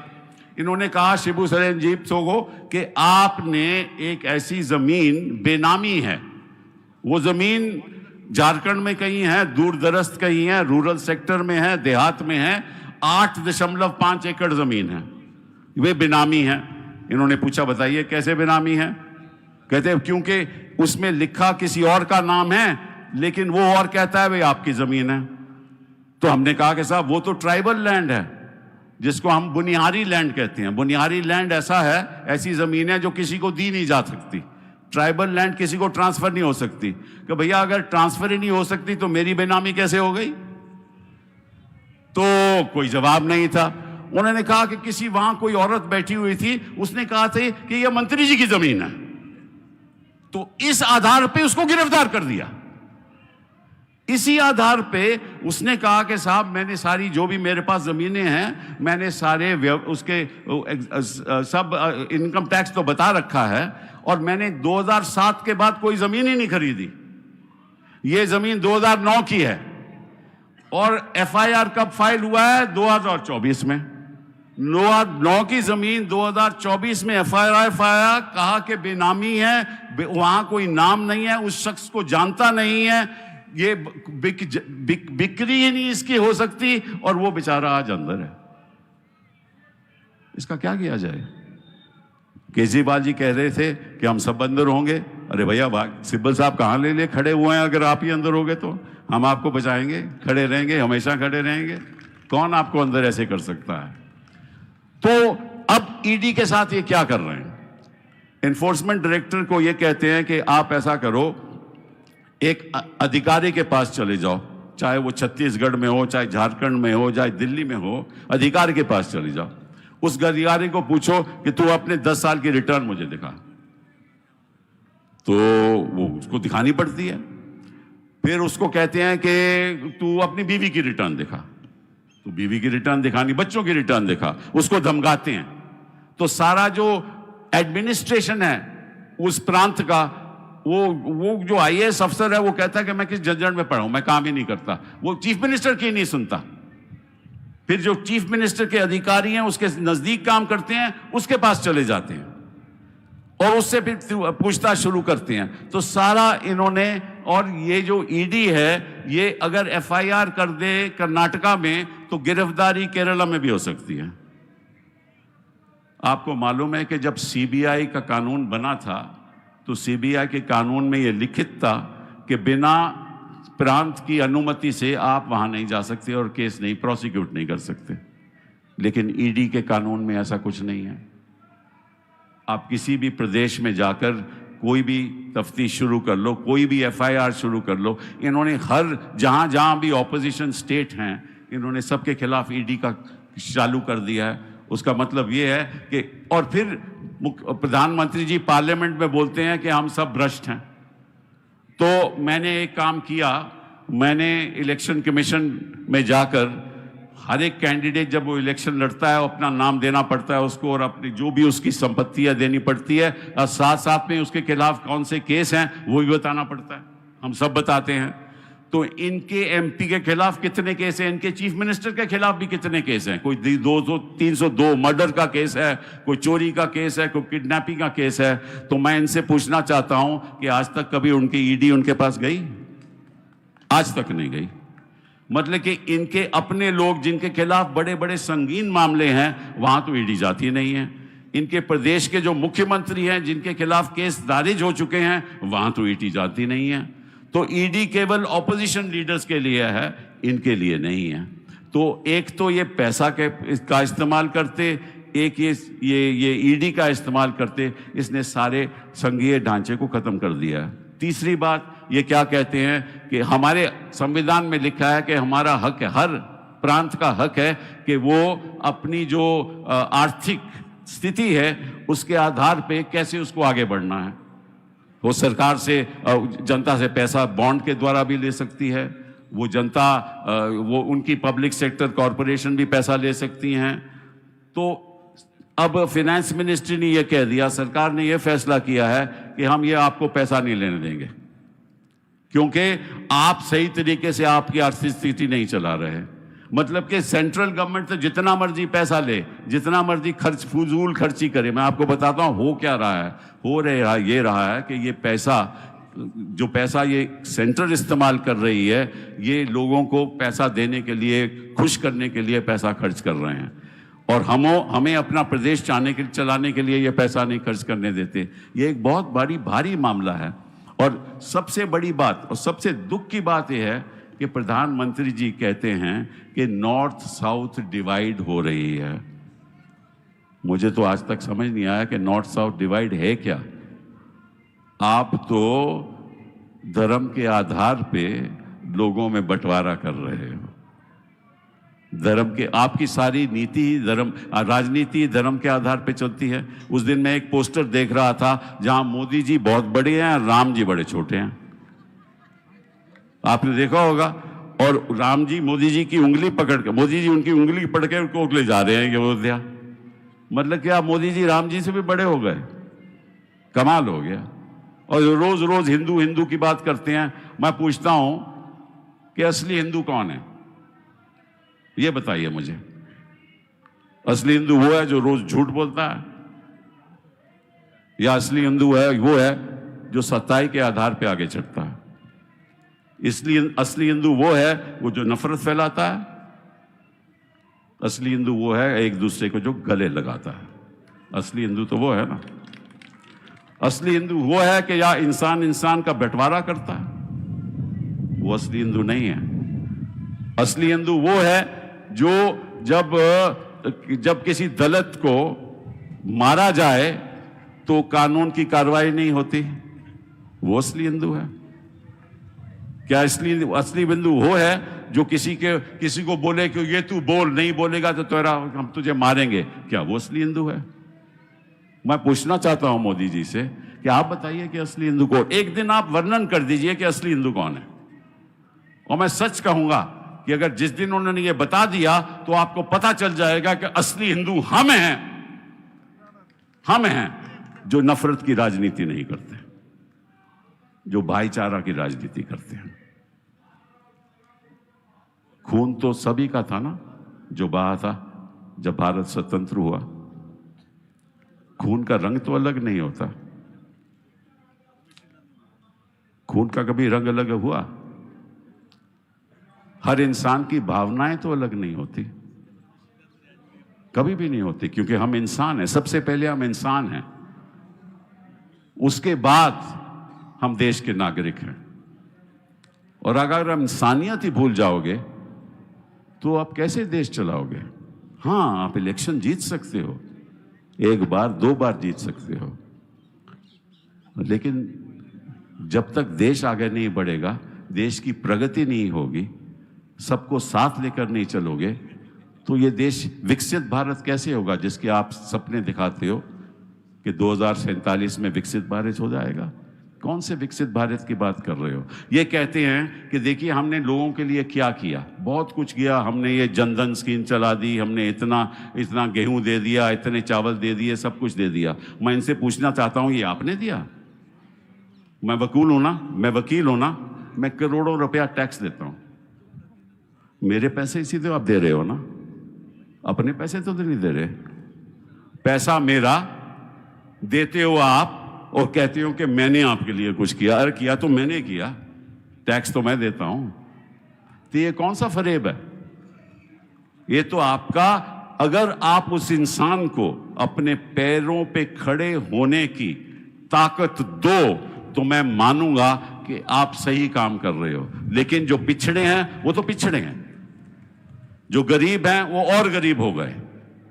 आपको मालूम है कि 80 करोड़ ऐसे लोग के नागरिक हैं जिनकी आमदनी एक माह 5,000 रुपया है। 80 करोड़ मतलब कि सारा यूरोप का आप संख्या ले लो, सारे अमेरिका भी संख्या ले लो, वो भी 80 करोड़ नहीं होता। और 80 करोड़ इस देश में केवल 5,000 रुपया कमाते हो और आप कहते हो कि भारत विकसित हो गया। भारत तब विकसित होगा जब वो 80 करोड़ लोगों को आप शिक्षा दोगे, उच्च शिक्षा दोगे, उनको रोजगार मिलेगा, तब वो खुद कमाएगा और भारत को विकसित करेगा। ये छोड़ दो, ये झूठ की राजनीति छोड़ दो, भेदभाव की राजनीति छोड़ दो, इससे कुछ नहीं बनने वाला। एक मैं आपको कविता सुनाऊंगा जो मैंने लिखी है, आपको अच्छी लगेगी। 2 मिनट मुझे निकालने दो। मैं वैसे प्लान तो नहीं करके आया था, लेकिन फिर भी सुना ही देता हूं।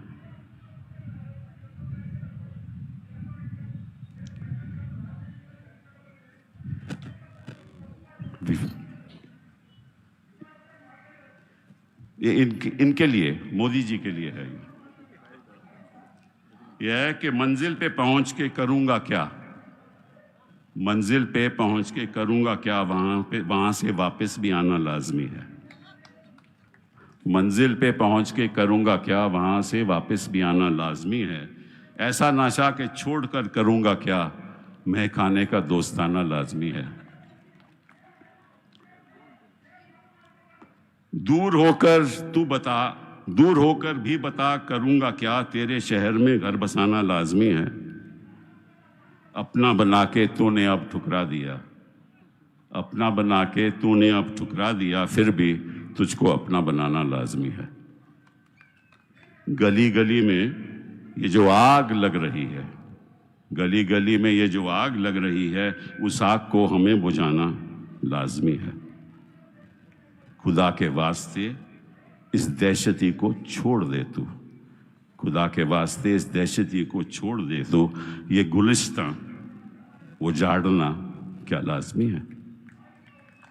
बहुत बहुत धन्यवाद। जय हिंद। Thank you Kapil Sibal ji. ഈ തിരക്കിനിടയിലും നമുക്ക് വേണ്ടി ഒരു കവിത എഴുതിയാണ് അദ്ദേഹം വന്നത്. അത് മോഡിക്കുള്ള സന്ദേശമാണ്. Thank you Sibal ji. നമുക്ക് 1:30 മണിക്ക് by 1:30 we have to wind up it, but there are few more speakers and I'm sure that we can finish off the program in half an hour time. Since Tiruchi Shivaji, the leader of DMK in Rajya Sabha, has to attend an important committee meeting, with the permission of the senior leaders, let me invite my friend Tiruchi to address the gathering.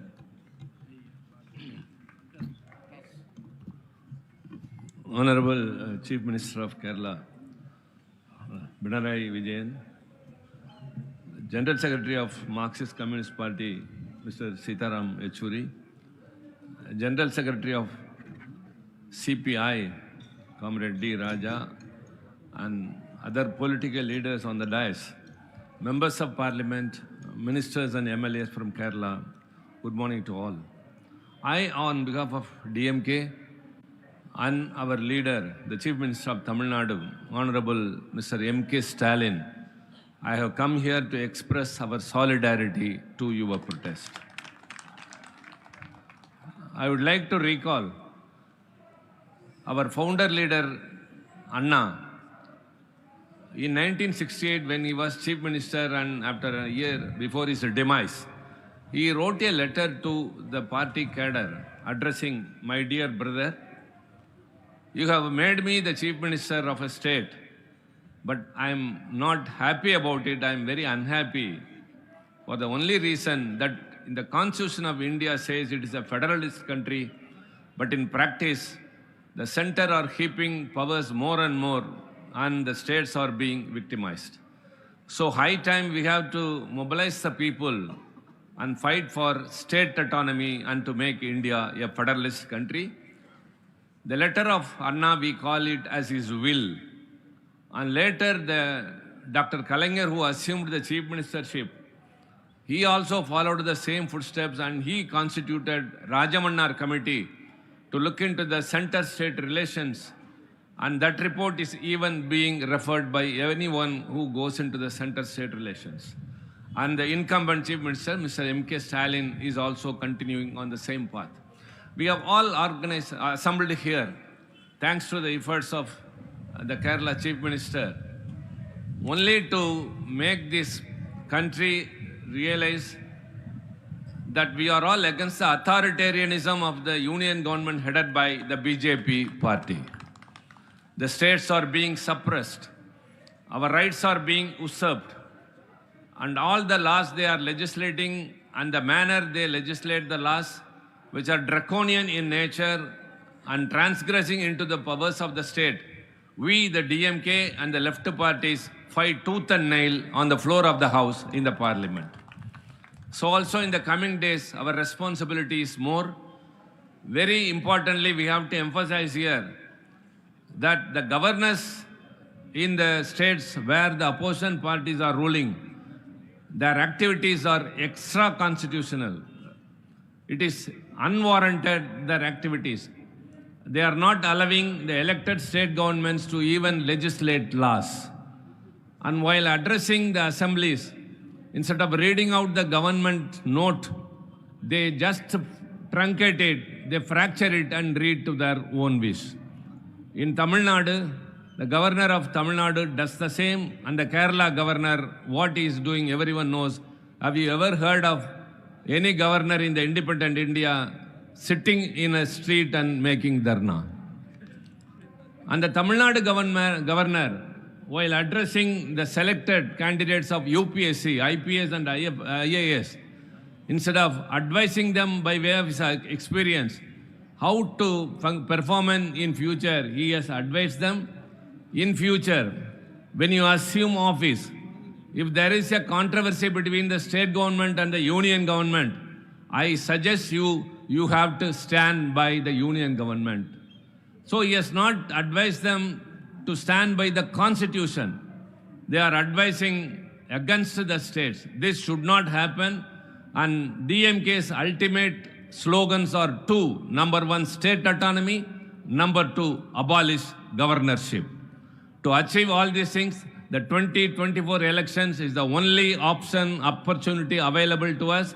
No arms, no ammunition, just with the ballot paper in your hand, go into the polling booth, and when you return, this BJP government should have fallen and our alliance should have assumed power. The next Independence Day, the Prime Minister of the opposition today, the Indian Alliance, will hoist the flag in the Red Fort. The day is not far behind. DMK is always with you. Thank you very much. Thank you, Tiruchi Shivaji. In the meantime, Tamil Nadu Chief Minister, Honorable Stalinji, has sent a detailed message conveying his solidarity. Due to paucity of time, we will be telecasting it later. And Tamil Nadu, with the population of 7.6 crore people, are expressing their resounding support. And all the Tamil Nadu MPs have come with a black shirt as a mark of their protest. With the permission of Comrade Sidaram Yechury and Comrade D. Raja, let me just call upon the President of VCKA, Dr. Thiruma Vallavan, to address the meeting briefly. Honorable Chief Minister of Kerala, Sri Pinarayi Vijayan ji, and all the leaders in the dais. Good evening to you all. On behalf of VCK, I am here to extend our support, staunch support for this struggle. This is a fight to protect federalism.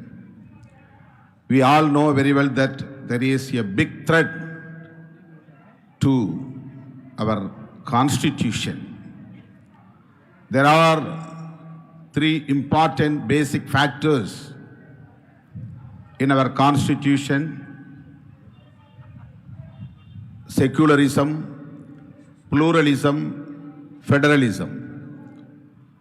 So there is a big threat not only to federalism, secularism too, pluralism too. The people who are in the power, the BJP and Sangh Parivars, are purposefully diluting the values of the Constitution. So this is the big threat to our nation. Our Honorable Chief Minister of Kerala, presiding over this struggle to protect federalism. But we have to fight to protect our people, to protect our nation, to protect our constitution. This is our main agenda. There is only one solution in front of us. We have to organize the people across the country to defeat BJP in forthcoming parliament elections. Tamil Nadu concern. We, Secular Progressive Alliance, under the leadership of our Honorable Chief Minister Thalapathy M.K. Stalin, is very strong in Tamil Nadu. There is no BJP. BJP is zero in Tamil Nadu. They will not get even a single deposit from single constituency. They will not get back deposit amount. So, like in Tamil Nadu, in each and every state, we have to be consolidated to defeat BJP. This is only the solution to protect our nation, to protect our constitution. So we are with you all to fight against these fascist BJP and Sangh Parivars. Thank you for giving this opportunity.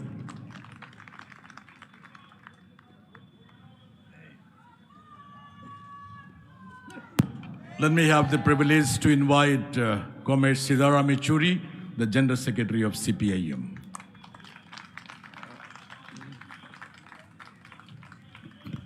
Honorable Chief Minister of Kerala, Comrade Pinarayi Vijayan, his cabinet colleagues, members of the Legislative Assembly, and Comrade Raja, Comrade Tirumavalavan, and all the other leaders who are present here, and my dear brothers and sisters. We are supposed to close at 1:30, so there's very little time, therefore, and since most of the issues have already been explained to you, why are we here? The Prime Minister, of course, yesterday thundered, saying that the opposition is trying to create a north-south divide. I think the Honorable Prime Minister should understand what is India's geography. Mr. Kejriwal is north-south. Mr. Maan is north-south of Punjab. Mr. Farooq Abdullah from Kashmir is north-south. भूगोल का तरफ परिचय प्रधानमंत्री को करवाने की ज़रूरत है, क्योंकि वो शायद भारत का भूगोल नहीं जानते.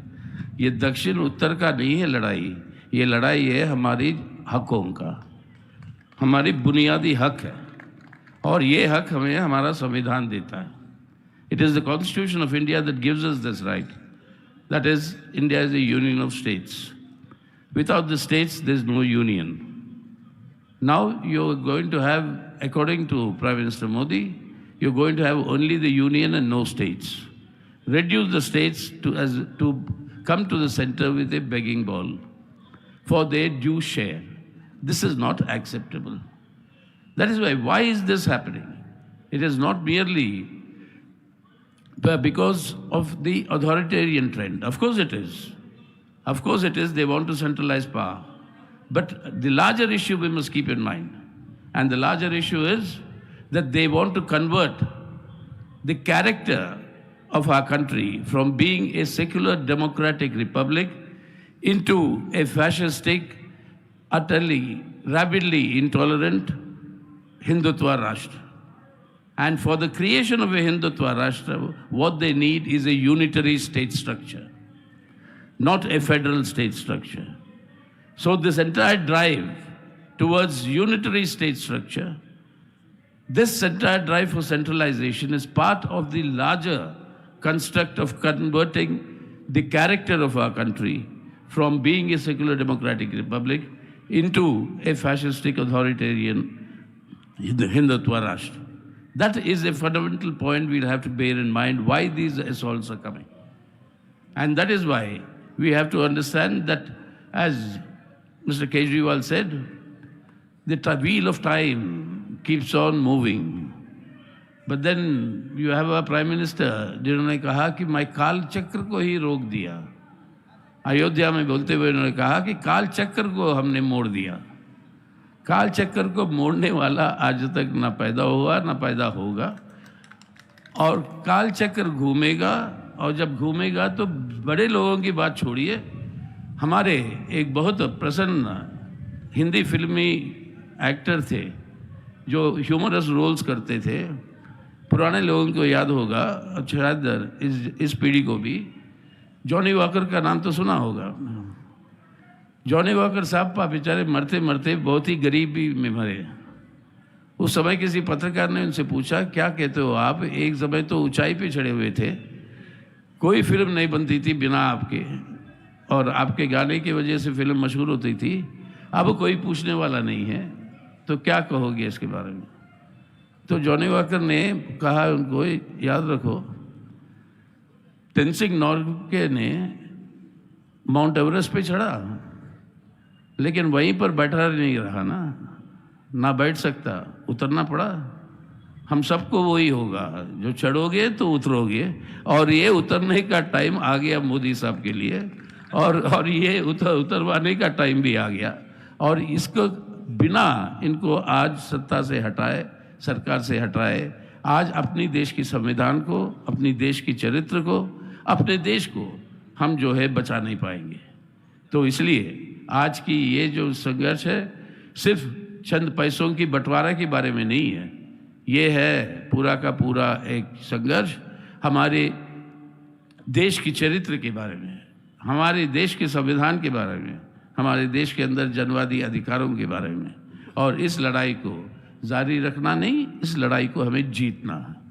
और ये लड़ाई हम जीतेंगे 1924 में. और यही हम केरला की सरकार को और केरला के जो प्रतिनिधि जो आए हुए उन सबको ये आश्वासन दिलवाते हैं कि we give you all the assurance that we are solidarity is with the struggle of the people of Kerala. We will continue to fight for the people of Kerala and for the legitimate rights guaranteed to us by the Constitution of India. So thank you very much. Thank you, Comrade Sidaram. Let me just invite Comrade D. Raja, General Secretary, CPI.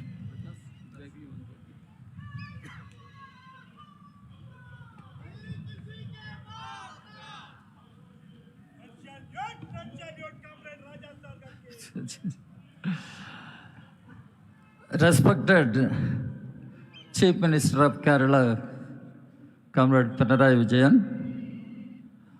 leaders sitting on the dais from different political parties, comrades, friends, due to constraint of time, I'll be very brief. Today, we all know our country is in great trouble. Our country is confronting a calamity in its history. How to save our country? How to save the country from such a calamity? That's what we should think over. Federalism is one issue. Mr. Modi, when he came to power, he promised he will stand for cooperative federalism. But what we are witnessing today, there is neither cooperation nor federalism. He talked about cooperative federalism. Now he says the opposition is dividing the country, north-south. Mr. Modi, we want to tell you, it is you, it is your party BJP, it is RSS which is dividing the people in the name of religion, in the name of caste. Now you are dividing the country into north-south, and you will divide the country into east-west. Already you have divided the country north-east. So, Mr. Modi, why it is happening? Under your leadership, the BJP RSS combined is subverting the constitution given to us by Dr. Ambedkar and galaxy of leaders. That constitution defines that India should remain as a secular democratic republic. Indian state should remain as a secular democratic republican state. Now you are trying to subvert that constitution and make it a theocratic nation, theocratic state. Do you think we will keep quiet, folding our hands? Mr. Modi, that is why our Chief Minister has come to Delhi, national capital, knocking at Parliament, warning you, Mr. Modi, and you are not going to be in power forever. And Mr. Modi, the Constitution says Indian state should be a democratic state, welfare state. Now you have made it a state of corporate houses, a state for corporate houses, a state by corporate houses. You do not care for the toiling masses, the working people, the farmers, and you have made it a state for corporate, big business houses. And where is compassion for the people? You destroyed the welfare character of our state. Mr. Modi, the Constitution says India, that is Bharat. You call anything, but that is union of states. In fact, Dr. Ambedkar said originally, India should be called as United States of India. When he drafted the Constitution, he made it Union of States. Union of States. States must have their own rights, political rights, economic rights within the framework of Constitution. Now, since you are Prime Minister, you are guided and directed, dictated by BJP RSS, you think you can snatch away all the powers of state governments, economic powers, political powers. Do you think we will all allow that? That is why we have come here to give a warning to you. You are not going to be in power forever. 2024 parliament elections, we all know, critical for the country, critical for the future of the country. And in these elections, we all should stand together, fight together, and throw out BJP from power. Desh Bachao, BJP Hatao is the common resolve. And let us fight together, let us move together. And I congratulate Comrade Pinarayi Vijayan taking up this initiative, coming to the national capital. And now we have seen the chief ministers from different states, former chief minister, leaders from different political parties. Why we are coming together? In order to save the nation, in order to save secular democracy, in order to save federalism, in order to save India. India, India, let us fight together, let us move together, march together. Thank you very much. Thank you, Comrade Raja. That was a very forceful, stern warning to Mr. Modi. Let me just call upon Mr. Joske Mani to speak 2 words in solidarity with this agitation. ബഹുമാനായ മുഖ്യമന്ത്രി, വേദിയിലും സദസ്സിലുമുള്ള ബഹുമാന്യരെ, സ്നേഹിതരെ, 2 sentence മാത്രമേ ഉള്ളൂ. നമുക്കറിയാം, positive time. The success of Kerala has become the failure of Kerala. Who said it? ആരാണ് ഇത് പറഞ്ഞത്? ഇത് പറഞ്ഞത് ധനകാര്യ കമ്മീഷൻ. ഇത് പറഞ്ഞത് കേന്ദ്ര സർക്കാർ. നമുക്കറിയാം കേരളം ഈ രാജ്യത്തിന് പോലും മാതൃകയാണ് എല്ലാ കാര്യങ്ങളിലും. വിദ്യാഭ്യാസം എടുത്താലും ആരോഗ്യമെടുത്താലും അത് പോപ്പുലേഷൻ കൺട്രോൾ എടുത്താലും അത് നമ്മുടെ വിമൻ എംപവർമെൻ്റ് എടുത്താലും എത്രയോ ഘടകങ്ങൾക്ക് ഇന്ന് കേരളം നമ്മുടെ നാടിന് മാത്രമല്ല നമ്മുടെ രാജ്യത്തിന് മാതൃകയാണ്. അപ്പോൾ എന്താണ് പ്രധാനമായും നമ്മൾ കാണുന്നത്? ഈ വികസനം നമ്മൾ നേടിയ നേട്ടം ഒരു അപരാധമായി അവർ കാണുന്നു. ഇവിടെ പോപ്പുലേഷൻ കൺട്രോളിൻ്റെ കാര്യങ്ങൾ ചിലപ്പോൾ നമ്മുടെ ഫിനാൻസ് കമ്മീഷൻ പറയാറുണ്ട്. പോപ്പുലേഷൻ കൺട്രോളിനെ പറ്റി ഈ ബഡ്ജറ്റിൽ ഒരു വാചകമുണ്ട്. ആ പറയുന്നത്, കേന്ദ്ര ബഡ്ജറ്റിൽ പറയുന്നത്, നിയന്ത്രണമില്ലാതെ പോകുന്ന ഈ പോപ്പുലേഷൻ വലിയൊരു വെല്ലുവിളി ഈ രാജ്യം നേരിടാൻ പോവുകയാണ്. അതിനുവേണ്ടി വിദഗ്ധ സമിതി പഠിക്കും, അതിനുള്ള നടപടികളുമായിട്ട് പോകും. അതുമാത്രമല്ല, പ്രധാനമായും നമ്മൾ കാണുന്നത് ഒരു രാഷ്ട്രീയ നേട്ടം അത് കേരളത്തിൽ BJPക്ക് ഉണ്ടെങ്കിൽ എല്ലാം ഞങ്ങൾ തരാം. പക്ഷെ ഞാൻ പറയട്ടെ, കേരളം കണ്ട് പനിക്കേണ്ട. കേരളത്തിൻ്റെ ജനത വിവേകമതികളാണ്. അവർക്ക് കൃത്യമായി അറിയാം, അവർ തോക്കാൻ തയ്യാറില്ല. ഈ പോരാട്ടം തുടരും. നന്ദി, നമസ്കാരം. Thank you, Jose K. Mani. We have the presence of Sri S.L. Sharma and P.C. Chakos. Due to paucity of time, they won't be speaking. Let me just call upon Comrade E.P. Jayarajan, the convener of LDF, to render vote of thanks. And ഇതിന് ശേഷം സ്റ്റാലിൻ, ബഹുമാനപ്പെട്ട മുഖ്യമന്ത്രി, തമിഴ്നാട് മുഖ്യമന്ത്രി സ്റ്റാലിൻ ഒരു സന്ദേശം അയച്ചിട്ടുണ്ട്. ഈ നന്ദി പ്രകടനത്തിന് ശേഷം അതിവിടെ വീഡിയോ വാളിൽ ഞങ്ങൾ കാണിക്കുന്നതാണ്. അതുകൂടി കണ്ട ശേഷം ഈ പോകാവുള്ളൂ. Comrade E.P. ജയരാജൻ.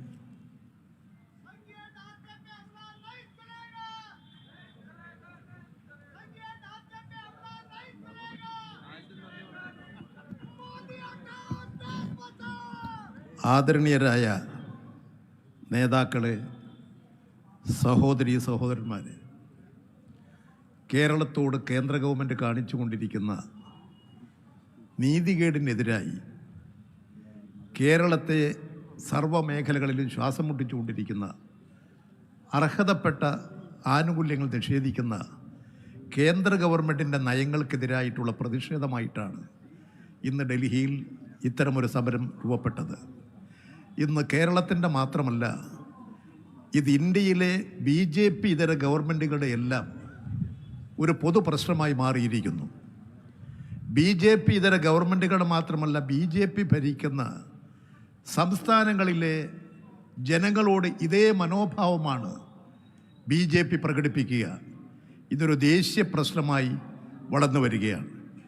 ഈ സമരം ഡൽഹിയിൽ സംഘടിപ്പിക്കാൻ ആവശ്യമായിട്ടുള്ള എല്ലാ സഹായങ്ങളും സഹകരണങ്ങളും ചെയ്തു തന്ന ഡൽഹിയിലെ പ്രിയപ്പെട്ട ജനങ്ങളോട് ഇവിടെ ഇതിനു വേണ്ടി രൂപീകരിച്ച സംഘാടക സമിതി, ഇവിടെ ശ്രീ എളമരം കരീം, ശ്രീ ജോൺ ബ്രിട്ടാസ്, നമ്മുടെ കേരളത്തിൻ്റെ പ്രതിനിധിയായി ഡൽഹിയിൽ പ്രവർത്തിച്ചുകൊണ്ടിരിക്കുന്ന Shri KV Thomas master, T. Sivadasan MP തുടങ്ങിയിട്ടുള്ളവരുടെ എല്ലാ നേതൃത്വത്തിൽ ഇവിടെ പ്രവർത്തിച്ചു. ഇവിടുത്തെ സംഘടനകൾ നിർലോഭമായ പിന്തുണയും സഹായങ്ങളും നൽകി. ഇതൊരു ചരിത്ര സംഭവമായി, ഒരു ഹിസ്റ്റോറിക്കൽ പ്രശ്നമായി ഇത് മാറിക്കഴിഞ്ഞിരിക്കുകയാണ്. ഈ സംരംഭത്തിന് സഹായിച്ച എല്ലാവരോടും ഇടതുപക്ഷ ജനാധിപത്യ മുന്നണിക്ക് വേണ്ടി ഞാൻ നന്ദി രേഖപ്പെടുത്തുന്നു. ഈ വാർത്തകൾ ജനങ്ങളിലെത്തിക്കാൻ ഇന്നലെ മുതൽ ഇന്നുമെല്ലാം ഞങ്ങളോടൊന്നിച്ച് സഹകരിച്ച് പ്രവർത്തിച്ചു കൊണ്ടിരിക്കുന്ന എല്ലാ മാധ്യമ സുഹൃത്തുക്കളോടും ഞങ്ങൾക്കുള്ള നന്ദി രേഖപ്പെടുത്തുകയാണ്. ഇടതുപക്ഷ ജനാധിപത്യ മുന്നണി നിങ്ങളോട് പ്രത്യേകം നന്ദി രേഖപ്പെടുത്തുന്നു.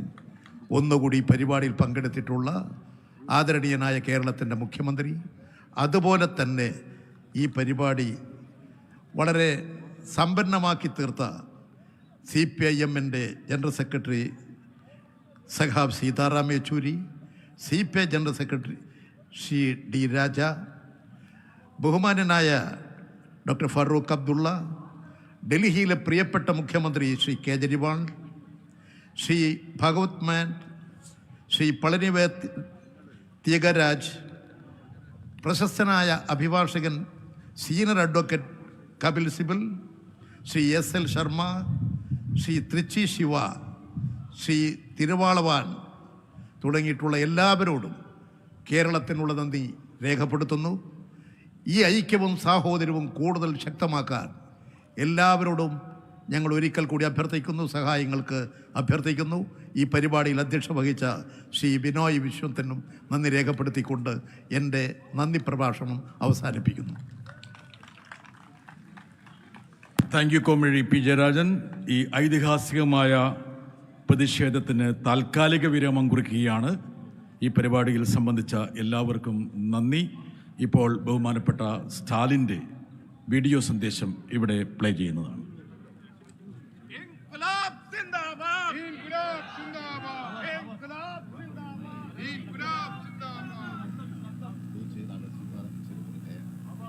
பிரியப்பட்ட கேரள மக்களின் பிரதிநிதிகளே, திராவிட மொழி குழுமத்தை சேர்ந்த தமிழ்நாட்டு மக்கள் சார்பில் என்னுடைய வணக்கம். இந்த போராட்டத்தில் பங்கெடுக்க சகாவு பினராயி விஜயன் அவர்கள் எனக்கு அழைப்பு விடுத்தார்.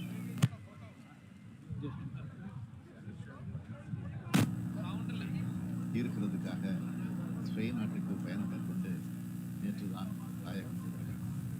அதன் காரணமாக என்னால் இந்த போராட்டத்தில் பங்கெடுக்க முடியல. எங்களோட கட்சி சார்பாக மாண்புமிகு அமைச்சர் PTR பழனிவேல் தியாகராஜன்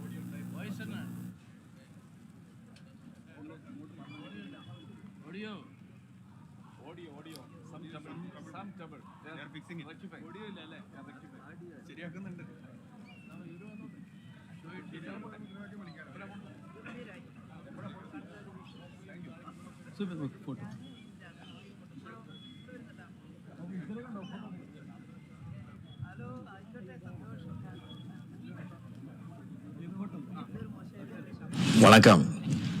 கேரள மாநிலத்தின் மாண்புமிகு முதலமைச்சர் சகாவு பினராயி விஜயன் அவர்களே, CPIM பொதுச் செயலாளர் சீதாராம் யெச்சூரி அவர்களே, பிரியப்பட்ட கேரள மக்களின் பிரதிநிதிகளே, திராவிட மொழி குடும்பத்தைச் சேர்ந்த தமிழ்நாட்டு மக்கள் சார்பில் என்னுடைய வணக்கம்.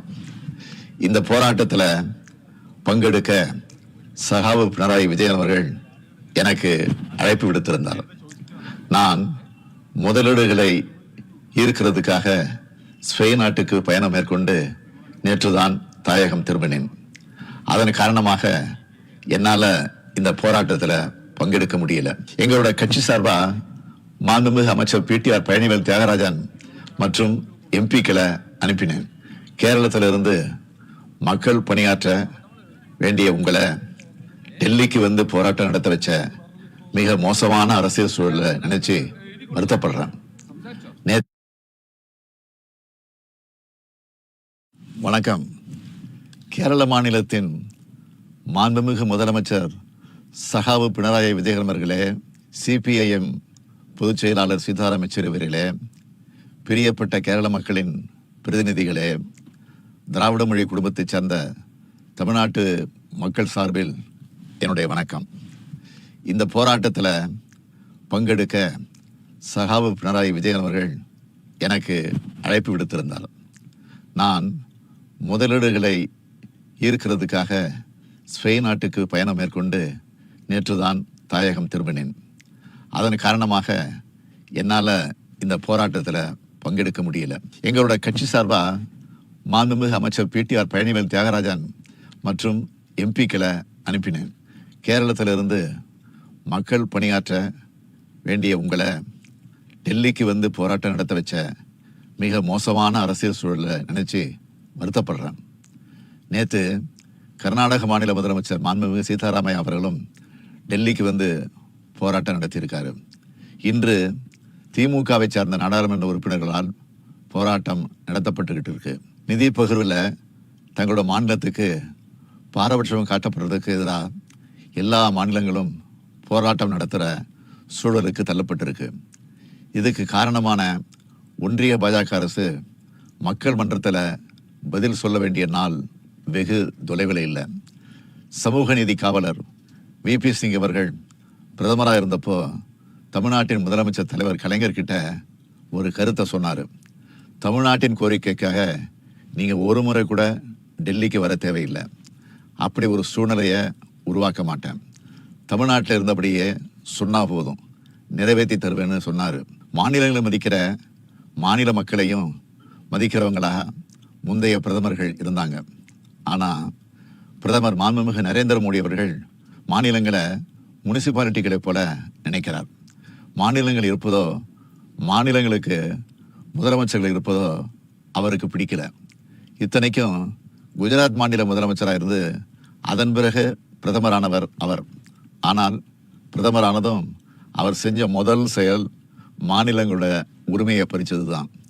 நிதி உரிமையை பறித்தார், கல்வி உரிமையை பறித்தார், மொழி உரிமையை பறித்தார், சட்ட உரிமையை பறித்தார். மாநிலங்களின் நிதி உரிமையை பறிக்கிறது ஆக்சிஜனை நிறுத்துறதுக்கு சமம். அதைத்தான் பாஜக அரசு செஞ்சிட்டு வருது. இது ஏதோ எதிர்க்கட்சி ஆளும் மாநிலங்களுக்கு மட்டும் நடக்குதுன்னு பாஜக முதலமைச்சர்கள் நினைக்க வேண்டாம்.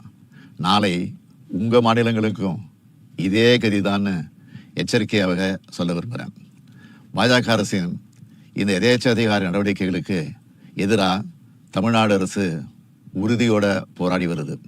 அதே பாணியில் கேரள முதலமைச்சர் காம்ரேட் பினராயி விஜயன் அவர்களும் போராடி வரார். ஜிஎஸ்டி வரி விதிப்புக்கு பிறகு மாபெரும் நிதி நெருக்கடி பெயரிடல எல்லா மாநில அரசுகளும் சந்திக்கிறோம்.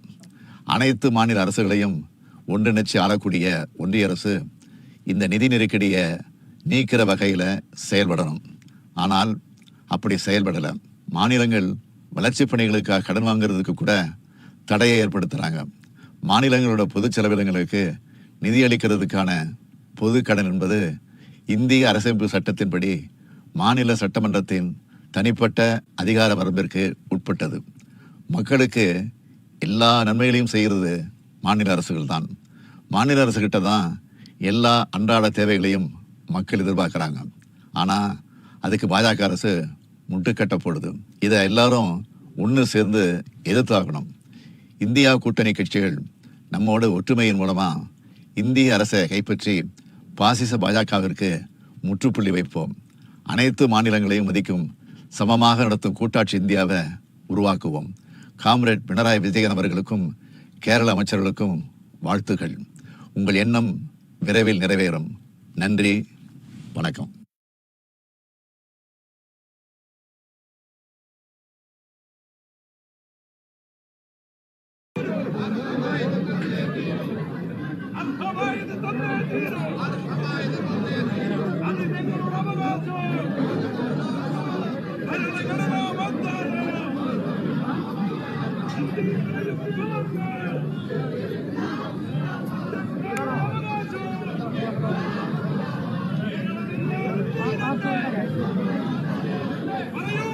കേന്ദ്രക്കാരെ